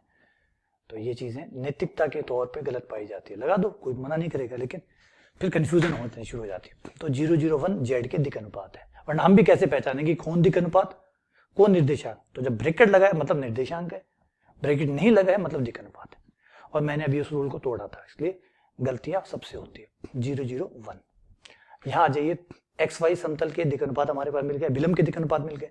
ये रेखा इसके समानांतर है, ये भैया इसका बी सदिश हो गया, बी सदिश हो गया। समानांतर है इसका मतलब कोण थीटा कितना है? थीटा 0 डिग्री है। समानांतर है मतलब कोण 0 है। अब एक रेखा हो और एक समतल हो तो दोनों के बीच में क्या रिलेशन होता है? ये आपका एन सदिश हुआ, जो विलंब होता है उसको आप एन सदिश कहते हैं। ये आपका एन सदिश हुआ। साइन थीटा वाला फॉर्मूला लगता है बी डॉट एन बट्टा बी का परिमाण 0 रख दीजिए, साइन 0 का मान 0, बात खत्म। ये सारा वज्र गुणा हो आके सारा इधर खत्म, यानी बी डॉट एन बराबर 0। देखिए भाई, मैं चाहता तो सीधी शर्त भी लिख सकता था, मुझे कोई प्रॉब्लम नहीं है ये समझाने के लिए। अगर आप लोगों को डायरेक्ट पता था, डायरेक्ट लगाइए, ये चीजें बताने की जरूरत नहीं है। ये चीजें पता नहीं आपको, समानांतर। अब ये कोण वाली तो होता है, कोण वाले से समानांतर बन जाता है। थीटा 0 रखिए समानांतर बन जाएगा, 90 रखिए लंबवत बन जाएगा, है ना। तो बी डॉट एन 0 है, दोनों की डॉट गुणा कर लीजिए। डॉट गुणा करेंगे तो l into A1 A2, l into 0 m into 0 plus n into 1 बराबर में 0। ये 0 ये 0, तो n का मान कितना आया? 0। तो भैया n का मान 0 होगा। ये रही आंसर कि n का मान 0 होगा, बात खत्म। अगला क्वेश्चन ये रहा। ऐसे क्वेश्चनों के तो आंसर याद रखिए भाई, ऐसे क्वेश्चनों के आंसर रखिए, टाइम बचेगा। ये रिजल्ट है, ये डायरेक्ट रिजल्ट है। कौन से रिजल्ट है ये सीधे सीधे रिजल्ट है भाई, सीधे सीधे। ये हम जानते हैं कि एक रेखा अक्षों के साथ अगर θ1 θ2 θ3 का कोण बनाती है, जिसे हम अल्फा बीटा गामा भी कहते हैं। नॉर्मली इनके जो नेस्ली नाम जो है वो है अल्फा बीटा गामा, जिसे आज θ1 θ2 θ3 कहा गया है। इनके बारे में हमें पता है कि भैया cos स्क्वायर θ1, जिसे cos स्क्वायर अल्फा कहते हैं, cos स्क्वायर θ1 cos स्क्वायर θ2, इनके cos में जो मान है वो निकाले जाए, उनका वर्ग किया जाए, उनको जोड़ा जाए, ये दिक्कोजाएं कहलाती है। दिक्कोजाओं के वर्गों का योग कितना होता है? 1 होता है। इन सब के वर्गों का योग 1 होता है। अब यहां हमसे पूछा है साइन के पदों में, कॉस के पदों में तो हमें पता है इसलिए नहीं पूछा, साइन के पदों में पूछा है, तो कॉस को साइन में बदल लेंगे, क्या हो जाएगा? 1 माइनस साइन स्क्वायर θ1। और अब इस रिजल्ट को लिख लीजिएगा कहीं पे, ताकि अगली बार जब भी ये क्वेश्चन आए तो आपको इसको सोल्व ना करना पड़े। इसे जेब में डाल लीजिए इस रिजल्ट को, ताकि अगली बार दिक्कत ना आए। तो 1 + 1 + 1, और उस 1 को इधर ले आइए, तो 3 में से 1 गया 2, इधर आ जाएगा 2, और उधर चला जाएगा साइन स्क्वायर θ1 जो कि माइनस का था, उस तरफ जाके प्लस का हो गया। Sine square θ1 sine square θ2 plus sine square θ3। ये लीजिए, कोस स्क्वायरों का जोड़ 1 होता है, साइन स्क्वायरों का जोड़ 2 होता है। ये मानिए सीधा सीधा, एक बार सुर में बोलिए, कोस स्क्वायर का जोड़ 1 होता है, साइन स्क्वायर का जोड़ 2 होता है। बस इतने में याद हो गया, आप कभी ना भूलोगे। और जब भी भूलो तो मुझे याद करिएगा। अगला क्वेश्चन, इससे इस भाई साहब से इस भाई साहब पे लंब डाला गया, ठीक है, और लंब की लंबाई बताइए। वही क्वेश्चन जो पहले था उसी को चेंज कर दिया। पहले याद है जो एनएल वाला था, एक एनएल वाला किया था हमने, एनएल वाला याद किए, देखिए ये क्वेश्चन था एनएल वाला, हमने एन के निर्देशांक निकाले थे। जब एन के निर्देशांक निकाले थे तो पी के निर्देशांक हमारे पास थे ही, पी और एन के बीच की दूरी भी निकाले थे लगे हाथ, पी और एन की दूरी निकाले थे। जब यहां तक गए थे तो 2 कदम और रख लेते। अब ये 2 क्वेश्चन हो गए, बताइए आरपी से इसको 2 क्वेश्चन माने कि भैया एन निकालना एक क्वेश्चन माना जाएगा और पी एन निकालना दूसरा क्वेश्चन माना जाएगा। और आप भी कह रहे हो 2 क्वेश्चन है, क्या ये 2 है? क्या ये 2 है? तो ये देखिए कि कितना क्वेश्चनों की संख्या कितनी कम है, कितने कम क्वेश्चन अवेलेबल है। इन्हीं क्वेश्चनों को ही 2 क्वेश्चन बना के पेश किया जा रहा है। तो इसमें क्या करना है आपको, आप में इसको पाद बिंदु निकालना है। वो जो पाद बिंदु था, जो भी आपने थोड़ी देर पहले निकाला था, वो पाद बिंदु निकालिए। ये आपका रहा रेखा का समीकरण, रेखा का समीकरण ये रहा आपका बिंदु 1 2 3। तो आप क्या करेंगे, इस बिंदु को आप P मानेंगे और ये जो लंब है इसको Q मानेंगे। इस रेखा पर एक बिंदु स्थित कर लेंगे, बराबर में लैम्डा माना, बराबर लैम्डा, और एक बिंदु Q निकाल लेंगे। P और Q के दिक् अनुपात निकालेंगे। और ये रेखा जो आपकी है ओरिजिनल रेखा AB, ये लंबवत है, लंबवत की शर्त लगा के लैम्डा यानी रोल नंबर निकाल लेंगे। और रोल नंबर निकालने के बाद में P से लेकर Q तक की दूरी ज्ञात हो जाएगी। जैसे वो करवाया था उस क्वेश्चन की तरह इसको कर लीजिएगा, ठीक है, टाइम क्यों वेस्ट करें। चलिए आगे बढ़ते हैं। अगला क्वेश्चन, ये दोनों रेखाएं समतली है। समतली की शर्त क्या होती है भैया, ये बताइए। 2 रेखाएं समतली है मतलब एक ही समतल पे दोनों आएंगी। ये रहा हमारा समतल। हाँ, आपस में समतल पे रह के दोनों लड़ाई करे, झगड़ा करे, वो अलाउड है, लेकिन रहना एक समतल में होगा। जैसे 2 भाई होते हैं या भाई बहन होते हैं, एक ही घर में रहते हैं, फिर भी लड़ते हैं। हम तो लड़ते थे, ये भी है ना। अब बड़े हो गए, थोड़े कम हो गए। तो जैसे 2 भाई बहन लड़ते हैं ना, एक घर के अंदर रहते, घर में ही है, लड़ते हैं, वैसे ही यहाँ पे भी देखिए दोनों भाई बहन लड़ रहे हैं, लड़ो, कोई दिक्कत नहीं है, लेकिन रहना समतल के ऊपर ही है। तो कैसे पता चलेगा कि ये दोनों जो है ये एक ही समतल पे स्थित है, कैसे कंफर्म होगा? उसके लिए एक शर्त है जिसका इस्तेमाल करिए। पहली रेखा और दूसरी रेखा के लिए x2 माइनस x1, दोनों के जो निर्देशांक है जहां से रेखाएं गुजरती है उन्हें घटाइए। जैसे ये है x1 x2, y1 y2, z1 z2, इनको घटा के यहां ले लीजिए z2 z1, और फिर इनके दिक् अनुपात, पहली रेखा के दिक् अनुपात a1 b1 c1, दूसरी रेखा के दिक् अनुपात a2 b2 c2, और बराबर में लगा दीजिए सारणी का मान बराबर 0। जो भी अज्ञात है वो आपको थोड़ी देर में मिल जाएगा, जो भी अज्ञात है वो थोड़ी देर में आपके पास में होगा। लाइए x2 माइनस x1, ये रहा x2, इसको x1 y1 z1 कह देता हूँ, इसको x2 y2 z2 कह देता हूँ, क्योंकि ऊपर से नीचे वाला घटाना ज्यादा आसान रहता है, नीचे से ऊपर घटाने में थोड़ा सा कंफ्यूजन हो जाता है। 2 माइनस 1 1, 3 माइनस 2 1, 4 माइनस 3 1, दिक् अनुपात है 3 4 5, 3 4 5। दूसरी रेखा के लैम्डा 3 4 बराबर 0। करिए वज्र गुणा, सारणी का मान निकाल लीजिए। 16 माइनस 15 जो कि आ गया 1 माइनस 1, ये आ गया 12 minus 5 lambda, 9 minus 4 lambda, bracket खोलिए। 9 और 1 10, 10 में से 12 गए माइनस का 2, 1 और 9 10, 10 में से 12 गए माइनस 2, ये प्लस लैम्डा बराबर 0, जिससे आ गया लैम्डा बराबर 2, लैम्डा बराबर 2, ये आपका आंसर है। ये रहा अगला क्वेश्चन, समांतर चतुर्भुज। ये आपको नॉर्मल जो आरबीएससी की बुक है उसका क्वेश्चन है। आरबीएससी की जो बुक्स है उनमें जाइए, उनमें क्वेश्चन मिल जाएगा। समांतर चतुर्भुज है जिसके 3 शीर्ष हमें दिए गए, चौथा शीर्ष निकालना है। इस तरीके को भी याद कर लीजिएगा कैसे होता है। आप अपना तरीका जो है वो भी यूज कर सकते हैं, और हो सकता है आपका और मेरा तरीका सेम ही हो। ये आपके दोनों विकर्ण हैं, ठीक है। कहा जाता है, जो कि सत्य भी है, कि भी समांतर चतुर्भुज के जो विकर्ण होते हैं वो जहां कट करते हैं वहां पे समद्वि भाजित होते हैं। जो P बिंदु है ये आपका AB का भी, AC का भी मध्य बिंदु है और BD का भी मध्य बिंदु है। अब आपके पास A के निर्देशांक है ही, जो कि है आपके 3 माइनस 1 और 2, और B के निर्देशांक है आपके पास 1 2 माइनस 4, 1 2 और माइनस 4। C के निर्देशांक है आपके पास -1 1 2 और d के निर्देशांक मान लेते हैं कि x y z है। तो अब आपका जो मध्य बिंदु P जो है वो दोनों का मध्य बिंदु है, मतलब a प्लस c, दोनों को जोड़ूं 2 को भाग दूं तो a प्लस c बटा 2 बराबर होगा b प्लस d बटा 2, 2 से 2 काट दूं तो मेरा d बिंदु जो है, जो मैं ज्ञात करने वाला हूं, वो है a और c का जोड़, उसमें से b माइनस। a और c को जोड़ के b घटा दीजिए, a और c को जोड़कर b घटा दीजिए, तो a और c को जोड़ा तो 3 और -1 2 आया, 2 में से 1 घटाया 1 आया, तो ये आ गया 1। फिर दूसरा आया कोमा, a और c को जोड़ना है, -1 और +1 0, 0 में से 2 घटाया -2, तीसरा आ गया और अब आंसर ही आ गया 1 - 2 8। एक ही ऑप्शन है ऐसा जो 1 - 2 8 है, तो ये लीजिए, ये आएगा 8। तो इसके साथ ही ये क्वेश्चन कंप्लीट। आइए आगे बढ़ते हैं, इससे इजी क्वेश्चन नहीं हो सकता 3D के लिए। तो अगला क्वेश्चन, ये भैया टेढ़े क्वेश्चन है, ये टेढ़े क्वेश्चन है, ये है नॉर्मल क्वेश्चन नहीं माना जाता इन क्वेश्चनों को। इन क्वेश्चनों में होता है कि 2 बिंदु से गुजरती है और इस वाले समतल के लंबवत है, ठीक है।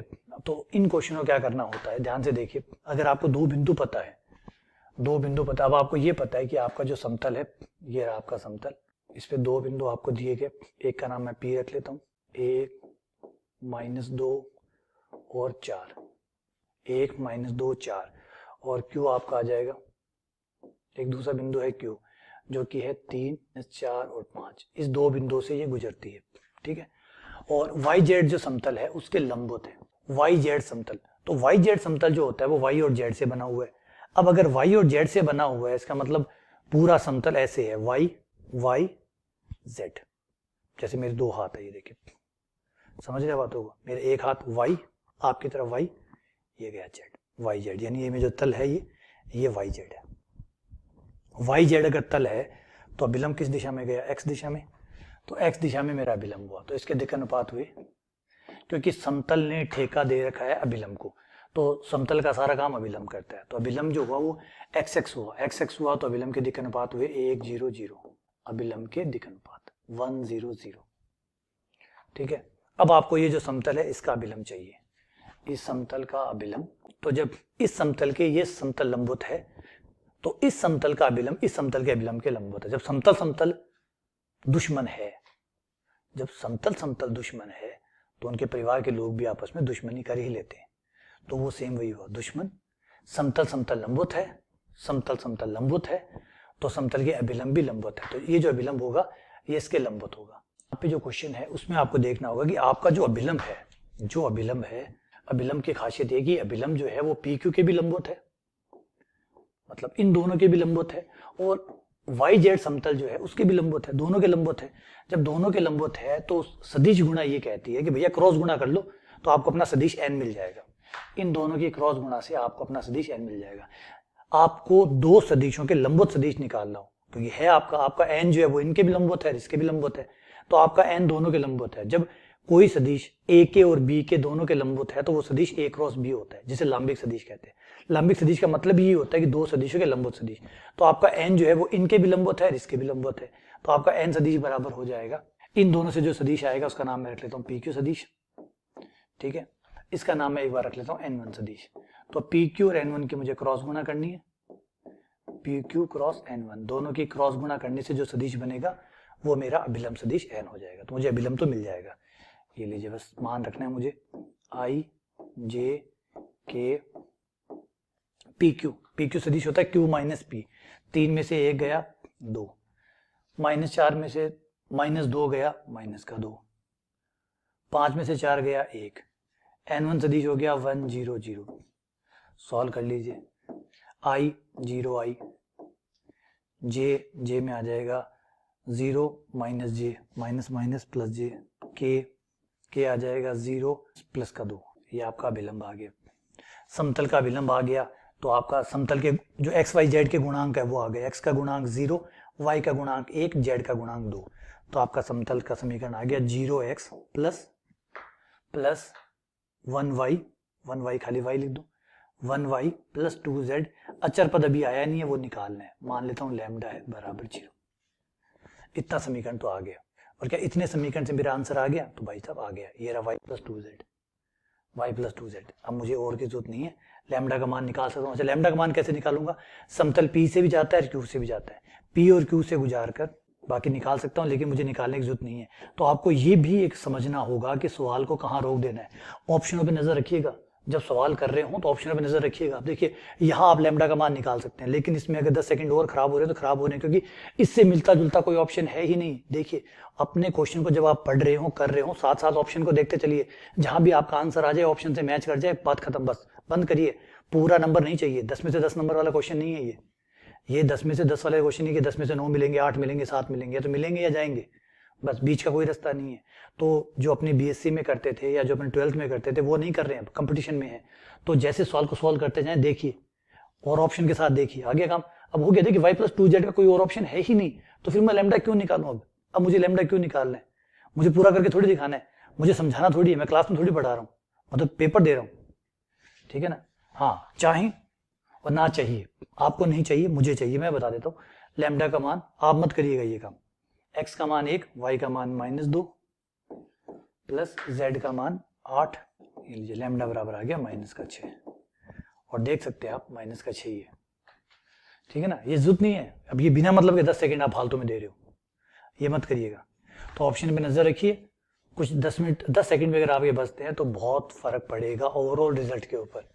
आ जाइए, इस पे आ जाते हैं। भगवान, ये दो समतलों का संयुक्त समीकरण है, मतलब दोनों समतलों की भाइयों की गुणा कर ली, पहला समतल प्लस दूसरा समतल, दोनों की गुणा करके एक साथ समीकरण बना दिए। बताइए कौन? बताइए।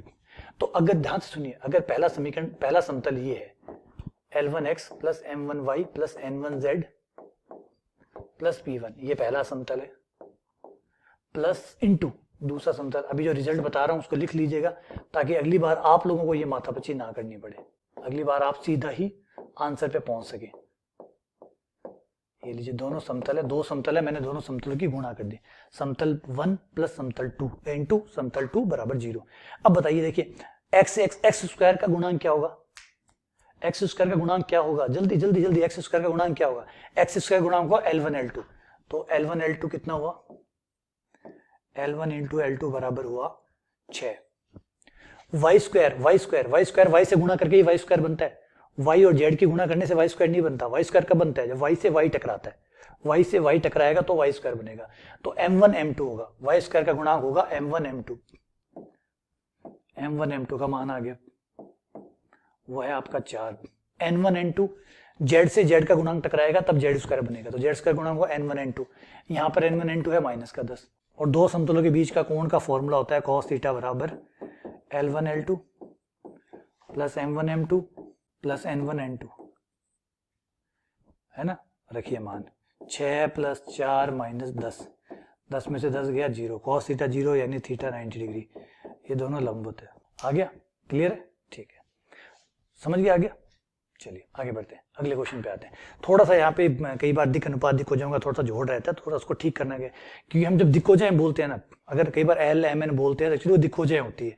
और दिक् हो जाए, दिक् अनुपात और दिक् हो जाए में खाली फर्क ये होता है कि उनके वर्गों का योग 1 होना चाहिए, तो आप दिक् हो जाए शब्द बोलिए, वरना आप दिक् अनुपात शब्द लगाइए तो भैया ये दिक् अनुपात है, क्योंकि इनके वर्गों का योग 1 नहीं आएगा, इसलिए ये दिक् अनुपात है, ठीक है ना, ये ध्यान रखिएगा। अगला क्वेश्चन, एक रेखा और एक समतल, ये तीसरा क्वेश्चन है, ये तीसरा क्वेश्चन है जब रेखा और समतल साथ आ रहे हैं।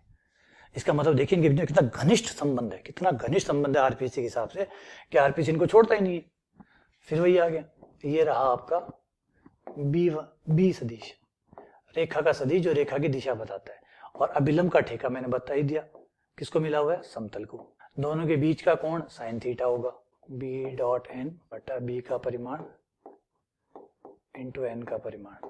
लगाइए शर्त, बी डॉट एन, पहले से पहला 6, दूसरे से दूसरा -12, तीसरे से तीसरा 6, 6 6 12 0, साइन थीटा का मान 0 आया, और साइन थीटा का मान 0 आने का मतलब है थीटा 0 आया, और थीटा 0 आया इसका मतलब समानांतर है ना कि लंबवत है। गलती मत कर दीजिएगा, भारी पड़ेगी। पहला ऑप्शन ही लंबवत का दिया हुआ, जानबूझ के फंसाने के लिए पहला ऑप्शन ही लंबवत का दिया हुआ ताकि बंदा फंसे। लंबवत है ही नहीं, साइन थीटा का होता है इसमें। जब एक रेखा होती है, एक समतल होता है, तो साइन थीटा काम करता है, और थीटा साइन थीटा बराबर 0 आता है तो थीटा बराबर 0 होता है, ना कि 90 होता है। कॉस में होता है, वो कॉस में होता है, साइन में नहीं होता, इसलिए गड़बड़ कर देगा। बचिए, सावधान, सावधान इंडिया, रिपीट कर रहा हूं, सावधान इंडिया।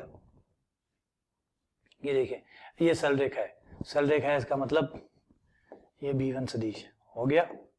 अब बताइए किसके समानांतर है, किसके समानांतर है, समानांतर है या लंबवत है, क्या है, क्या पूछे, समानांतर पूछे, ये किसके समानांतर है। समानांतर अगर है तो होता क्या है, ये जो क्वेश्चन है, इस क्वेश्चन में थोड़ी सी कहानी में गड़बड़ है। अब यहाँ पे ये कह रहा है कि समानांतर है। समानांतर हम तब कहते हैं जब पहली रेखा का सदिश और दूसरी रेखा के सदिश के जो आई के गुणांक है उनका अनुपात, आई वालों का अनुपात, जे वालों का अनुपात और के वाले गुणांकों का अनुपात, वो जो गुणांक है आई वाले, जे वाले और के वाले, मतलब हमारी जो रेखा है उसका जो बी सदिश है, पहली रेखा का बी सदिश, दूसरी रेखा के बी सदिश में जो आई जे के गुणांक आएंगे उनका अनुपात बराबर होना चाहिए, तब हम कहते हैं भैया समानांतर है। तो अगर हम एक्स एक्स को लेते हैं, देखिए ऑप्शन गलत कैसे, हम एक्स एक्स को लेते हैं तो एक्स एक्स का होता है 1 0 0, एक्स एक्स के दिक अनुपात होते हैं 1 0 0। अब इसको 1 0 0 अगर हम इसके अनुपात के साथ लें तो आता है L बटा 1 M बटा 0 N बटा 0, L बटा 1 बराबर आया M बटा 0 बराबर आया 0 बटा 0। क्या ये बराबर है, नहीं साहब बराबर नहीं है, क्योंकि ये तो आया L, ये आया M बटा 0, ये आया 0 बटा 0, बराबर नहीं है, इसका मतलब ये ऑप्शन गलत है, ये समानांतर नहीं है। ऐसे ही वाई एक्स के, वाई एक्स क्या होता है, वाई एक्स का होता है 0 1 0, 0 1 0 के साथ भी यही परेशानी होगी, L बटा 0 M बटा 1 और 0 बटा 0, ये भी बराबर नहीं है, तो ये भी गलत है। फिर क्या जेड एक्स के साथ होगा, तो जेड एक्स भी चेक करवा देता हूँ, जेड एक्स के साथ चेक करें, जेड एक्स का होते हैं दिक अनुपात 0 0 1, 0 0 1 के साथ करते हैं तो L बटा 0 M बटा 0 और N बटा 1, ए 0 बटा 1, तो ये भी बराबर नहीं है, क्योंकि ये L बटा 0 है, ये M बटा 0 वो 0 बटा 1 है, 0 बटा 1 0 होता है, तो ये भी बराबर नहीं है। तो भाई ना ये बराबर, ना ये बराबर, ना ये बराबर, और फिर बोल रहा है एक्स तथा वाई दोनों, दोनों नहीं है। एक्चुअली ये क्वेश्चन जो है वो समांतर की बजाय लंबवत का था, शायद ये मिसप्रिंट है या गलत है, ये लंबवत का होता तो सही होता। लंबवत कौन होता, लंबवत होता जेड एक्स, जेड एक्स लंबवत होता है, क्योंकि लंबवत में हम डॉट गुना करते हैं, डॉट गुना 0 आती है, मतलब लंबवत है, और जेड एक्स लंबवत होगा, जेड एक्स होगा 0 0 1। अगर हम लंबवत की शर्त लगाएं तो A1 A2 B1 B2 C1 C2 वो आ जाएगी 0 आ जाएगी, इसका मतलब ये जेड एक्स है, तो उसको चेक कर लीजिएगा क्वेश्चन को। अगले क्वेश्चन पे आते हैं, ये प्रतिबिंब आ गया, प्रतिबिंब, समतल का मूल बिंदु के सापेक्ष प्रतिबिंब, समतल का मूल बिंदु के सापेक्ष प्रतिबिंब। इसका एक छोटा ट्रिक बता देता हूँ, शॉर्ट ट्रिक, इंटरेस्टिंग ट्रिक, एक घरेलू ट्रिक्स बता देता हूँ आपको। तो जो शॉर्ट ट्रिक्स बताने जा रहा हूँ उससे पहले याद रखिएगा, ये जो क्वेश्चन है ये मैं आपको करा चुका हूँ। सबसे पहला क्वेश्चन जो इस लेक्चर में शुरू किया था वो प्रतिबिंब का एक क्वेश्चन था, तो वो जो सारी चीजें थी कि क्या प्रतिबिंब होता है, वो क्या क्या शर्तें होती है, वो सारी बातें मैं पहले क्वेश्चन बता चुका हूँ, आप वहां जाके देख सकते हैं। यहाँ तो मैं आपको एक शॉर्ट ट्रिक बताने वाला हूँ, एक छोटा तरीका बताने वाला हूँ कि कैसे आप फटाफट इसको सॉल्व कर सकते हैं। देखिए लास्ट वाला क्वेश्चन जो है उसको याद करिएगा, क्योंकि मैं यहाँ पे दोबारा नहीं बताऊंगा कि मैंने क्या समझाया था। उसमें यह था कि हमारा जो पॉइंट P था, जो यहाँ पे 0 0 0 है, ठीक है, ये इसका मध्य बिंदु होता है R, जो कि समतल पे होता है, ये होता है हमारा P', और हमारा जो P' होता है वो मध्य बिंदु है, जो R है वो P और P' का मध्य बिंदु होता है, तो P प्लस P' बट्टा 2 बराबर होता है R। अगर वज्र गुणा करें, सॉल्व करें तो P' बराबर होता है 2R माइनस P। तो अगर हम R निकाल लें तो R निकालते ही हमारा P' भी निकल जाएगा, क्योंकि P तो हमारे पास है ही। और इसके लिए हमें इस रेखा का समीकरण की जरूरत पड़ती है, इस रेखा के समीकरण की जरूरत पड़ती है। ये रेखा P बिंदु से जाती है, समतल के जो विलंब है, ये रेखा लंबवत है, तो समतल के जो विलंब के दिक् अनुपात है वो हमारे काम आ जाएंगे, 1 1 1 काम आ जाएंगे। तो ये रेखा का समीकरण हो जाएगा x माइनस 0 y माइनस 0 बट्टा z minus 0, sorry z minus 0 बट्टा 1 1 1 हो गया। अब इसके बाद में क्या होता है, यहाँ के लिए ये जो होता है, यहाँ के लिए हमें लैम्डा की जरूरत पड़ती है, बराबर में एक लैम्डा होता है जिसकी जरूरत पड़ती है, और लैम्डा का मान जो है वो आप फटाफट निकाल सकते हैं। लैम्डा का मान वो है माइनस, आपको जो आपका समतल का समीकरण है उसमें आपका जो बिंदु है 0 0 वो रखिए, समतल का जो बिंदु, जो P बिंदु है आपका वो रखिए, बटा बटा x के गुणांक का वर्ग, अंडर रूट मत लगाइएगा, x के गुणांक का वर्ग, y के गुणांक का वर्ग, y के गुणांक का वर्ग और z के गुणांक का वर्ग, अंडर रूट नम मत लगाइएगा। लैम्डा का मान हो जाएगा 1/3, ये आपका लैम्डा आ गया, बराबर में लैम्डा रखिए 1/3, और वज्र गुणा करेंगे तो x का मान 1, y का मान 1, z का मान 1। तो ये आपके बिंदु के निर्देशांक आ गए r के 1/3, 1/3, 1/3। इस तरीके से आपका r बिंदु फटाफट आपको मिल जाएगा, फटाफट मिल जाएगा। लैम्डा की जरूरत पड़ेगी, लैम्डा मिल जाए आपको, रेखा के समीकरण में बराबर में लैम्डा रखिएगा, वज्र गुणा करिएगा, r बिंदु आ जाएगा। फिर r बिंदु रख के आप यहाँ से निकाल सकते हैं, r का डबल कर दो और p घटा दो, r का डबल और p घटाओ, p 0 0 है तो आप p को घटाने की जरूरत ही नहीं पड़ेगी, सीधा आ जाएगा p डैश 2/3, 2/3, 2/3। तो ये आंसर हो गया 2/3, 2/3, 2/3। ये आपका आंसर है। तो इस तरीके से आप फटाफट निकाल सकते हैं, इसको थोड़ी प्रैक्टिस करेंगे तो स्पीड बढ़ जाएगी आपकी। ठीक है, चलिए आगे बढ़ते हैं अगले क्वेश्चन पे। अगला क्वेश्चन ये रहा, इस समतल के समानांतर समतल का समीकरण। देखिए ये रेखा है, रेखा है, रेखा के समांतर होने का मतलब है हमें थीटा 0 चाहिए, थीटा 0 चाहिए। और जब एक समतल होता है और एक रेखा होती है तो हमारा जो कोण है वो साइन थीटा से बताया जाता है। ठीक है, साइन थीटा बराबर बी, ये चीज हम पहले भी कर चुके हैं और आरपीसी को पसंद है एक रेखा और एक समतल को मिक्स करके क्वेश्चन डालना। तो आप याद रखिएगा इनमें साइन थीटा आता है, इस वजह से कहानी बदल जाती है। और बाकी पूरी थ्योरी पढ़ेंगे तो कहानी पूरी समझ में आ जाएगी साइन थीटा क्यों आता है, कहाँ से आया साइन थीटा, क्यों रेखा और समतल जो है ये जब दोनों साथ में आते हैं तो साइन थीटा क्यों आता है, मतलब क्यों 90 का एक डिफरेंस पैदा हो जाता है। ठीक है ना, एक्चुअली जो सच्ची कहानी है, जैसे मैं बता चुका, हिंट आपको दे चुका कि समतल क्या करता है। देखिए रेखा तो अपना काम खुद करती है ना, रेखा खुद करती है, क्योंकि अच्छी बात भी, बढ़िया बात भी, अपना काम खुद करे। समतल क्या है, समतल ने एक आदमी को ठेके दे दिया, भैया नौकर रख लिया कि भैया विलंब तू ही करेगा मेरे सारे काम। अब बस इस वजह से दिक्कत खड़ी हो गई। अब दो व्यक्ति जिन दोनों ने नौकर रखे हैं जब साथ में मिलते हैं तो उन्हें एक जैसे हो जाते हैं। दो व्यक्ति जो सेम खुद अपना काम करते हैं वो जब दोनों मिलते हैं तो भी ठीक होता है, लेकिन एक व्यक्ति जो खुद अपना काम करता है, एक व्यक्ति जो अपना नौकर से काम करवाता है, यहां जाके जब दोनों साथ मिलते हैं तो विवाद शुरू होता है। वो 90 डिग्री का विवाद होता है, 90 डिग्री पर, तो वो 90 डिग्री विवाद इन दोनों में पैदा हो जाता है। तो बी डॉट एन, अब थीटा 0 है तो ये 0 हो गया, इसका मतलब बी डॉट एन बराबर 0। हमें देखना है कि कौन इन समतल में से कौन जो है वो बी के साथ लंबवत है। ये रहा बी, इसके साथ लंबवत कौन है?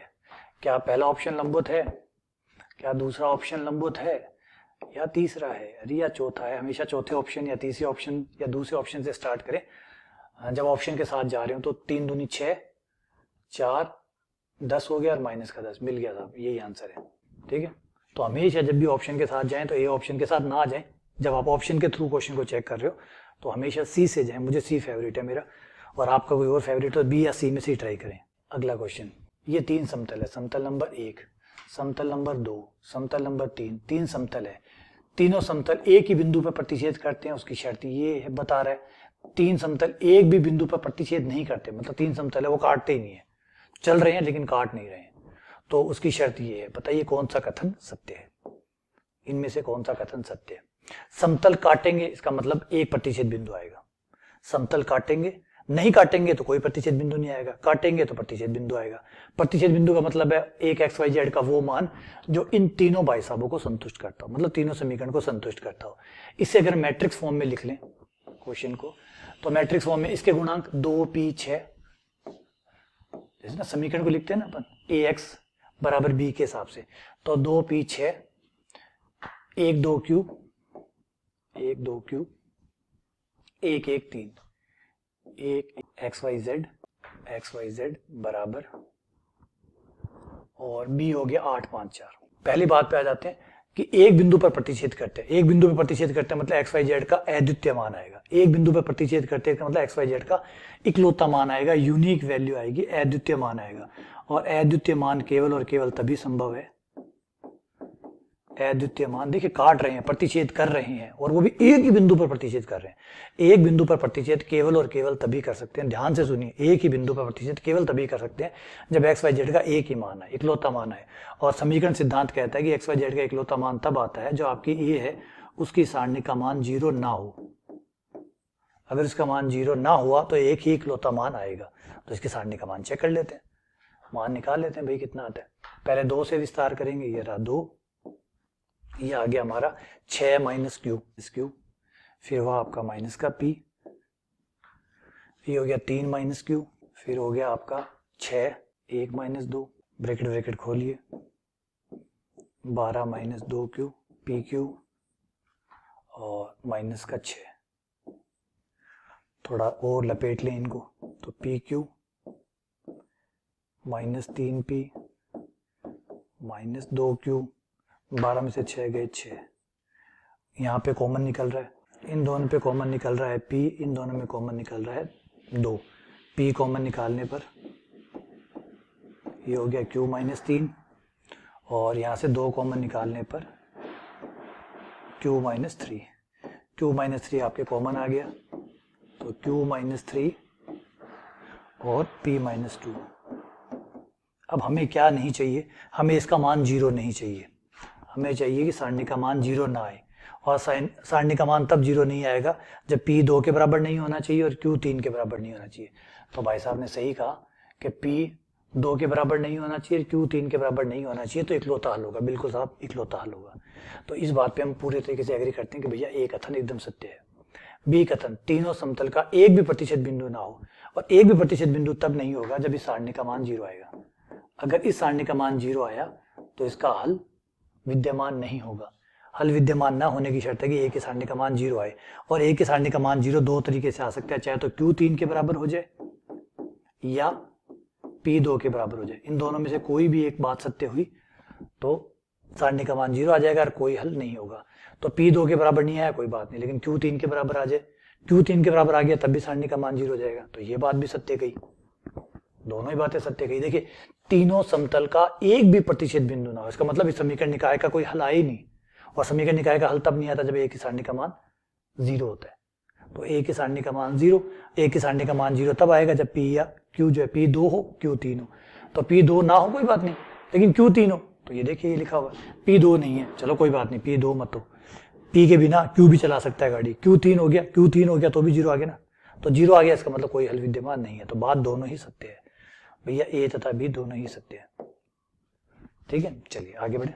अगला क्वेश्चन है, इन दोनों के प्रतिच्छेद बिंदु, दोनों के प्रतिच्छेद बिंदु निकालिए। दोनों के प्रतिच्छेद बिंदु निकालने का तरीका है, इस समीकरण को बराबर में मानिए λ1 या r1, जो आपको पसंद है वो यूज कर सकते हैं। दूसरे वाले समीकरण को λ2 के बराबर मानिए, λ1 और λ2 के बराबर मानिए, या फिर ऑप्शन से चले जाइए, बढ़िया तरीका तो ऑप्शन वाला है भाई, ऑप्शन वाले से जाइए, ऑप्शन रख के देखिए वो अगर प्रतिशत बिंदु है, प्रतिशत बिंदु की खासियत क्या होती है कि वो दोनों रेखा पर स्थित होता है, वो पहली रेखा को भी संतुष्ट करेगा और वो दूसरी रेखा को भी संतुष्ट करेगा, क्योंकि जिम्मेदारी है, इकलौता बच्चा है, दोनों को संतुष्ट करना पड़ेगा, दोनों की सेवा करनी पड़ेगी। आ जाओ पहले 1 2 3 को चेक करते हैं। तो 1 2 3 को मैं अगर यहाँ चेक करता हूँ तो भैया ये इसको तो संतुष्ट कर रहा है, क्यों? क्योंकि 0/2, 0/3, 0/4, 0 0 0 तीनों बराबर है, एक बात सही है। लेकिन जब मैं यहाँ रखता हूँ 1 2 3 को, तो और दूसरी बात, मैंने अपने ही नियम को तोड़ दिया, मैंने कहा कि कभी भी 1 ऑप्शन से चेक नहीं करेंगे, ऑप्शन से हमेशा चेक करेंगे हम थर्ड से। ठीक है, एक बार हम शॉर्ट ट्रिक लगाएंगे, फिर उसके बाद मैं आपको मेन ट्रिक बताऊंगा। तो हमेशा जब भी चेक करें तो पीछे से चेक करें, आगे से तो बिल्कुल भी चेक ना करें, क्योंकि जो ऑप्शन वाले क्वेश्चन होते हैं उसका ए ऑप्शन जो है वो लगभग न के बराबर नहीं होता, और बी की प्रायोरिटी भी थोड़ी सी उससे ज्यादा होती है, लेकिन वो भी लगभग नहीं बैठता। या तो पीछे के जो ऑप्शन होते हैं, पीछे के, बीच के या पीछे के ऑप्शन, वो ज्यादा सही होते हैं। तो आप थर्ड से चेक करिए, फोर्थ से चेक करिए। अगर मैं थर्ड से चेक करता हूँ, यहाँ से चेक करता हूँ, तो ये समीकरण नंबर 1 को संतुष्ट नहीं कर रहा। 1 1 मैं अगर यहाँ रखूँ तो 1 - 1 0/2, यहाँ 0/2 यानी 0 आ गया, यहाँ 1 रखते ही माइनस का 1/3 आ गया। तो ये तो भैया पहली ही रेखा को संतुष्ट नहीं कर रहा, दूसरी को क्या करेगा? इसको ले, इसको चेक करें, तो इसको अगर मैंने यहाँ रखा -1 तो -1 माइनस के 2/2 यानी माइनस का 1, यहाँ रखूंगा माइनस का 1 रखा तो यहाँ आ गया माइनस का 3/3 -1 बराबर है। फिर उठा के यहाँ रखा -5 से +5 कट गया, ये आ गया माइनस का 1, यहाँ रखा माइनस के 2 से 2 कट गया -1, जेड का मान -1 रखा -1, बिल्कुल फिट बैठ गया साहब, एकदम सही। ये लीजिए बैठ गया। तो देखिए छुपा हुआ ऑप्शन कहाँ छुपा के रखा बंदे ने? चौथे पे। अभी देख लीजिए जिन क्वेश्चनों को हमने ऑप्शन से किया है, ये अमित जी की थ्योरी जो है बड़ी काम करती है कि हमेशा जो तीसरा चौथा पीछे के जो ऑप्शन होते हैं ना वो ज्यादा सही होते हैं, पहला ऑप्शन जो होता है वो लगभग सही नहीं होता। इसलिए पहले ऑप्शन सिर्फ आपका टाइम खाने के लिए बनाया गया। ऑप्शन ए जो है वो आपका, आप ट्राई करके देख लीजिए, 99% चांसेस में ए ऑप्शन सही नहीं होता। ऐसे क्वेश्चन है जिनमें ऑप्शन से क्वेश्चन किया जा सकता है। बी ऑप्शन के थोड़ा सा हाँ हो सकता है सही हो, लेकिन बहुत कम संभावना है। ज्यादा सही होने की संभावना होती है सी की और डी की, ये संभावना है, और सी ज्यादातर पाया जाता है। सी से स्टार्ट करें, सी के बाद में आपको डी की तरफ भी जा सकते हैं, बी की तरफ भी जा सकते हैं, लेकिन सी से स्टार्ट करें। ठीक है, करना क्या है, व्यापक तरीका क्या होगा, इसको बराबर में मानिए लैम्डा 1, इसके बराबर में मानिए लैम्डा 2 और मान निकाल लीजिए एक्स वाई जेड का। एक्स वाई जेड का मान यहां से निकालेंगे तो आ जाएगा 2 lambda 1 plus 1, 3 lambda 1 plus 2, 4 lambda 1 plus 3 और इससे निकालेंगे, इससे आ जाएगा 5 lambda 2, 2 lambda 2 plus 1।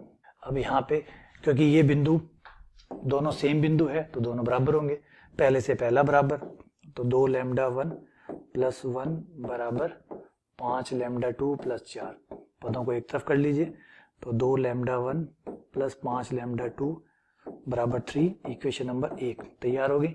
Equation number 2 जो है वो दूसरों से बन जाएगी, 3 दूसरा बराबर दूसरा, दूसरा बराबर दूसरा, इनको भी एक तरफ करिए, 3 लैम्डा 1 माइनस 2 लैम्डा 2 बराबर -1, समीकरण नंबर 2। समीकरण 1 व 2 को सॉल्व करने पर लैम्डा 1 और लैम्डा 2 आपको मिल जाएंगे।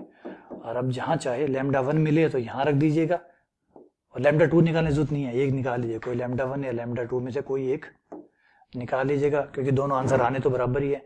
लैम्डा 1 पहले हाथ में आए तो जो पहले हाथ में आए वही खर्च कर दीजिएगा, लैम्डा 1 आए तो लैम्डा 1, लैम्डा 2 आए तो लैम्डा 2, इससे आपको अपना प्रतिशत बिंदु मिल जाएगा। तो ये है व्यापक तरीका है ना, और वो है आपका लघु तरीका। दोनों में से जो ठीक लगे वो यूज करें।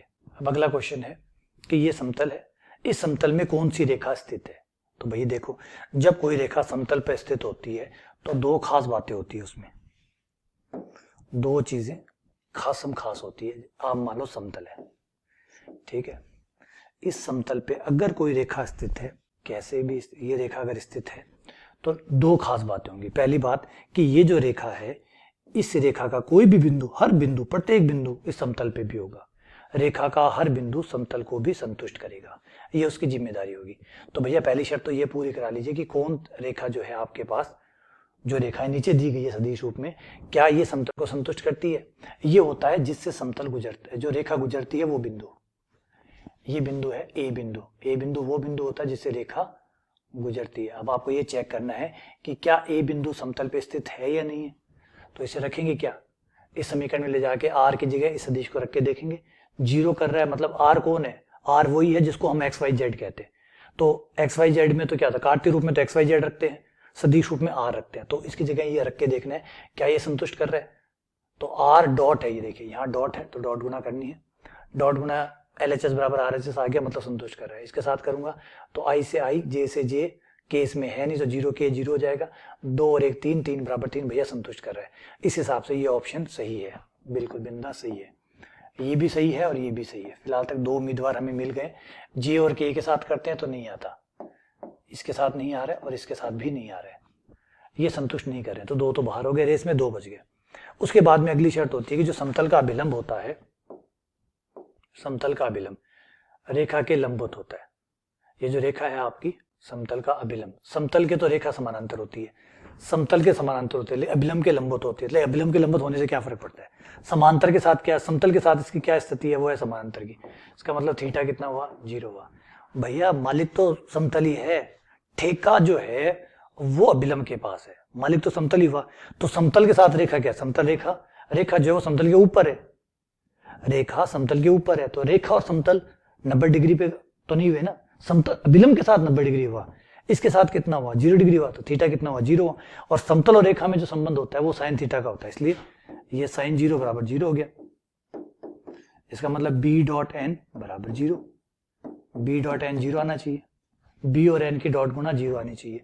तो ये सदिश होता है बी सदिश, ये सदिश होता है आपका बी सदिश। अब देखिए बी सदिश जो है वो एन सदिश के लंबवत है या नहीं है, तो जो है वो आंसर सही है, जो नहीं है वो गलत है, क्योंकि 4 में से 2 तो हो चुके हैं और ये 2 फाइनल यहाँ हो जाएंगे। तो बी करके देखूं तो 2 माइनस 2 और ये 0 नहीं कर रहा, फिर बच गया ये अपने आप ही सही होना है, 2 प्लस 2 4 माइनस 4 0, ये सही है। ये दोनों ही टेस्ट में सही पाया गया। पहले तो था ए टेस्ट, रिपीट कर रहा हूं, आपका जो समतल है, जो प्लेन है, कोई रेखा प्लेन पर स्थित है या नहीं है, ये पता करने का तरीका होता है कि जो आपका रेखा का समीकरण है R बराबर a प्लस लैम्डा बी, उसमें सबसे पहले तो आपको आपका ए जो है उसको ट्राई करके देखना है कि वो ए को संतुष्ट कर रहा है या नहीं कर रहा है। फिर आपका जो बी है उसे समतल के साथ देखना है कि बी डॉट एन 0 आ रहा है या नहीं आ रहा है। अगर बी डॉट एन 0 आ रहा है प्लस आर जो है वो प्लेन को संतुष्ट कर रहा है, इसका मतलब है आपकी रेखा समतल के ऊपर स्थित है और रेखा समतल पे स्थित है, यही तो हमें बताना है कि कौन सी है। अगला क्वेश्चन, मूल बिंदु से किसी समतल पर डाले गए लंब के पाद के निर्देशांक ये है समतल का समीकरण। ये क्वेश्चन जो है वो एनसीईआरटी का क्वेश्चन है, एनसीईआरटी का क्वेश्चन। आप एनसीईआरटी की बुक खोलिए, समतल वाली प्रश्नावली में जाइए, ये क्वेश्चन वहां से उठाया गया।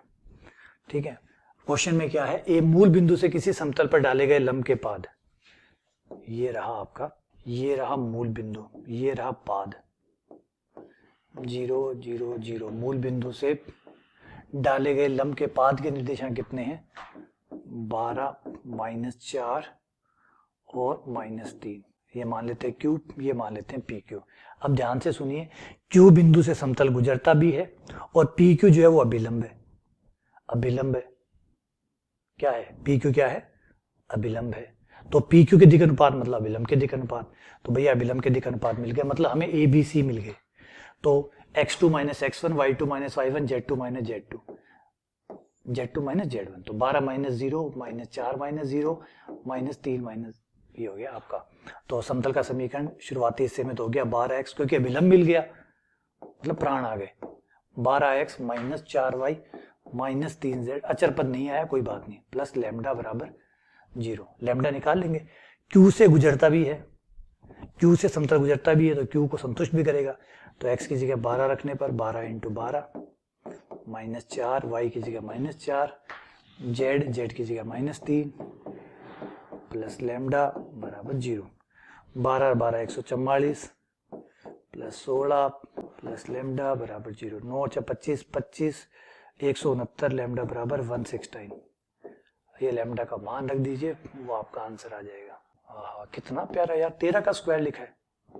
हाँ 169 जो होता है भैया 13 का स्क्वायर होता है, पहली बार ऐसा हाँ ऑप्शन में आंसर देगा 13 का स्क्वायर। क्या बात है भाई, कमाल है, अच्छी बात है। अगला क्वेश्चन, ये जो क्वेश्चन है ये दोबारा से बता देता हूँ कि दोबारा ये नवकार पब्लिकेशन की जो बुक है, कॉलेज वाली 3D की जो बुक है, नवकार पब्लिकेशन की जो 3D वाली बुक है, उसकी जो सेकंड एक्सरसाइज ए प्रश्नावली, उसका क्वेश्चन है ये गोला। जो सेकंड ए है उस एक्सरसाइज का ये क्वेश्चन है। यहाँ पे जैसे मैंने कहा कि छुपा दिया जाता है, छुपाने की वजह से वो दिखता नहीं है। तो उसमें क्या लिखा हुआ, ज्यादा मुश्किल नहीं है। निर्देशीय अक्षों को ए बी सी इस प्रकार से काटता है। अब एक समतल है जो निर्देशीय अक्ष को काटता है, निर्देशीय अक्ष मतलब एक्स एक्स को काटता है, वाई एक्स को काटता है, जेड एक्स को काटता है। देखो भैया एक्स एक्स को जहां काटेगा, जहां एक्स एक्स को काटेगा वाई एक्स को काटेगा और बंदा जेड एक्स को काटेगा। ये ले लेते हैं एक्स एक्स वाई एक्स और जेड एक्स। एक्स एक्स को काटा A00 पर, A00 तो नाम दे नहीं सकते क्योंकि ABC नाम इसने दिया हुआ है, तो हमें हमारे नाम बदलने पड़ेंगे। हमने हमारे नाम बदल लिए, नाम रख लिए अल्फा। एक्स एक्स को जहां काटा वो अल्फा 00, वाई एक्स को जहां काटा वो 0 बीटा 0 और जेड एक्स को जहां काटा वो 0 0 गामा। मेरे वाले गामा से सावधान, क्योंकि मेरा गामा बड़ा टेढ़ा होता है, बड़ा अजीब सा ही होता है, तो कृपया गामा का ध्यान रखें। फिर ये है समतल जो इन तीनों बिंदुओं से गुजरा है और इनसे त्रिभुज भी बना है और एक समतल भी बना है। समतल का समीकरण सीधा हो गया क्योंकि हमें अंतःखंड पता है। एक्स एक्स पे काटा गया अंतःखंड अल्फा है, वाई एक्स पे काटा गया अंतःखंड बीटा है और जेड एक्स पे काटा गया अंतःखंड गामा है। तो हमारे पास तीनों अंतःखंड है और जिसके पास अंतःखंड होते हैं उसके पास समीकरण होता है। तो हमारे पास समीकरण आ गया एक्स प्लस अल्फा, समतल का समीकरण वाई बटा बीटा जेड बटा गामा बराबर 1। लेकिन अल्फा बीटा गामा ओरिजिनल नहीं है तो ओरिजिनलिटी लानी पड़ेगी। साथ में दिया गया कि ये समतल आगे जाके बस ये ठीक है। त्रिभुज एबीसी का केंद्रक दिया गया, एबीसी केंद्रक होता है, तीनों को जोड़ो और 3 का भाग दो, वो केंद्रक आता है। तो तीनों को जोड़ू तो अल्फा 0 0 ये आ गया अल्फा बटा 3 बराबर में दिया है ए। देखिए अल्फा बराबर दिया है एबीसी है ना, केंद्रक, केंद्रक एबीसी, तो तीनों शीर्षों को x1 plus x2 plus x3 बट्टा 3 बराबर a, y1 plus y2 plus y3 बट्टा 3 बराबर b। तो अल्फा बट्टा 3 बराबर ए, बीटा बट्टा 3 बराबर बी, गामा बट्टा 3 बराबर सी। इससे आपके पास अल्फा बीटा गामा का मान आ गया। अल्फा का मान आया 3a, बीटा का मान आया 3b और गामा का मान आ गया 3c। ये ले जाकर आप अल्फा बीटा गामा जो दोहरा था ओरिजिनल बन जाएगा, जो डुप्लीकेट था वो ओरिजिनल हो गया। क्यों? क्योंकि अल्फा बीटा गामा हमारे थे और हमारी चीजें आंसर में काम नहीं आती है। जो सवाल की चीजें हैं वही काम आती है। 3 का भाग देने पर, देना है क्या? दे देते हैं, क्योंकि आंसर में 3 इस तरफ आ रहे हैं तो हम भी दे देते हैं 3। चलो भाई उधर, ये 3 उधर गया, ये आपका आंसर आ गया। कौन सा है भाई? ये माइनस वाला नहीं है, बीच में माइनस है ही नहीं, यहाँ पे कोई माइनस है ही नहीं, सब प्लस के हैं भाई। और 1/3 भी नहीं है, 3 है। ये आंसर हो गया। चलिए आगे बढ़ते हैं। अगले क्वेश्चन नंबर, ये शायद 28-29 का क्वेश्चन है भाई, ध्यान दीजिए। अल्फा बीटा गामा से गुजरने वाली तथा समतल के रेखा का समीकरण। के क्या है? आगे के क्या है भाई? के क्या है? लंबवत है, समानांतर है, का है भाई? बताओ तो सही। ऑप्शन से देख के लिख रहा है कि बट्टे में ए बी सी आ रहे हैं, इसका मतलब समानांतर है। तो भाई इस क्वेश्चन को चेक कर लीजिएगा, शायद ये समानांतर है और अल्फा बीटा गामा से गुजरती है। बताइए, ये भी कोई क्वेश्चन है? गुजरती है, इसका मतलब x minus alpha, y minus beta और z माइनस गामा गुजरती है, इसलिए ये आ गया।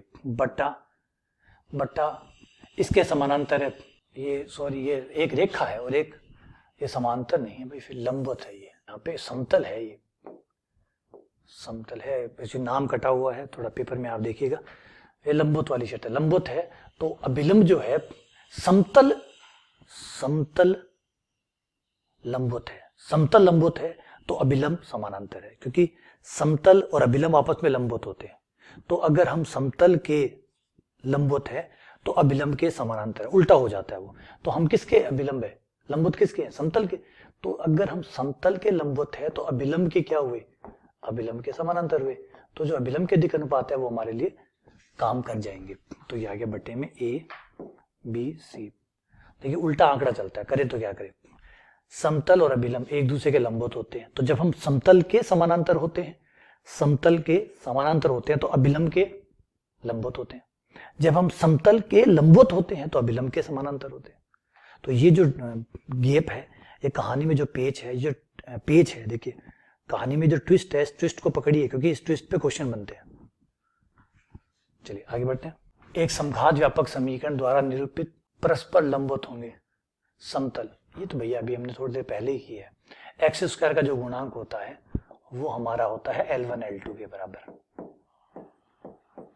a, और जो y का गुणांक होता है वो होता है हमारा M1 M2, और जो z स्क्वायर का गुणांक होता है वो हमारा होता है N1 N2 के बराबर। और ये कह रहा है कि लंबवत है, इसका मतलब L1 L2 plus M1 M2, जिससे a प्लस बी प्लस सी बराबर 0। देखिए ये जो दो समतलों का संयुक्त समीकरण वाला सवाल है, ये 2 बार आ गया। तो ABC का जोड़ बराबर 0, ये हमारा क्वेश्चन हो गया। तो फाइनली इसके साथ ही सारे क्वेश्चन जो थे वो मैंने करवा दिए हैं। अब कोई इक्का दुक्का क्वेश्चन चुनने में अगर टीम द्वारा गलती हो गई है, कोई क्वेश्चन चुने हुए बिना रह गया भाई, वो उन्होंने छांटा पेपरों में, जो पहले 11 के पेपर है, 13 के पेपर है, 15 के पेपर है, वो जो पेपर छांटे, उस छांटने में कोई क्वेश्चन अगर छूट गया हो तो आप मुझे टेलीग्राम पे मेरे नंबर पे भेज दीजिएगा, मैं उसका सॉल्यूशन आपको भेज दूंगा। बाकी जितने क्वेश्चन मिले उन सबके लिए 28 से 30 क्वेश्चन है, इनके सॉल्यूशन मैंने आपको करवा दिए। ठीक है, चलिए बहुत बहुत धन्यवाद। उम्मीद करता हूँ कि इस लेक्चर सीरीज से आपको ये समझ में आया होगा कि आरपीएससी 3D के बारे में क्या जानना चाहता है आपसे। और 3D में ज़्यादा पेज है भी नहीं, देखिए मुझे तो इसमें कोई ऐसा लगा ही नहीं। अगर आप ईमानदारी से अगर एक दिन अगर आप अच्छे से इस रेखा, कौन रेखा और रेखा में कौन अल्फा बीटा गामा होता है, मतलब कौन ए सदिश होता है, कौन बी सदिश होता है, थोड़ा सा समझ लेते ना, थोड़ा सा, तो ये सब कुछ ट्रांसपेरेंट हो जाता, सब कुछ एकदम क्लियर हो जाता है। क्या चीज़ है? देखिए रेखा के लिए ए और बी होते हैं, समतल के लिए अभिलंब होता है। बस ये 3 का ही मेन खेल है। इन तीनों को पकड़ लीजिए, कहानी सारी आपके हाथ में होगी। फिर चाहे कैसा ही 3D पे क्वेश्चन दे, कुछ बचेगा ही नहीं पूछने के लिए। यही सारा खेल है। ठीक है, चलिए बहुत बहुत धन्यवाद, शुक्रिया।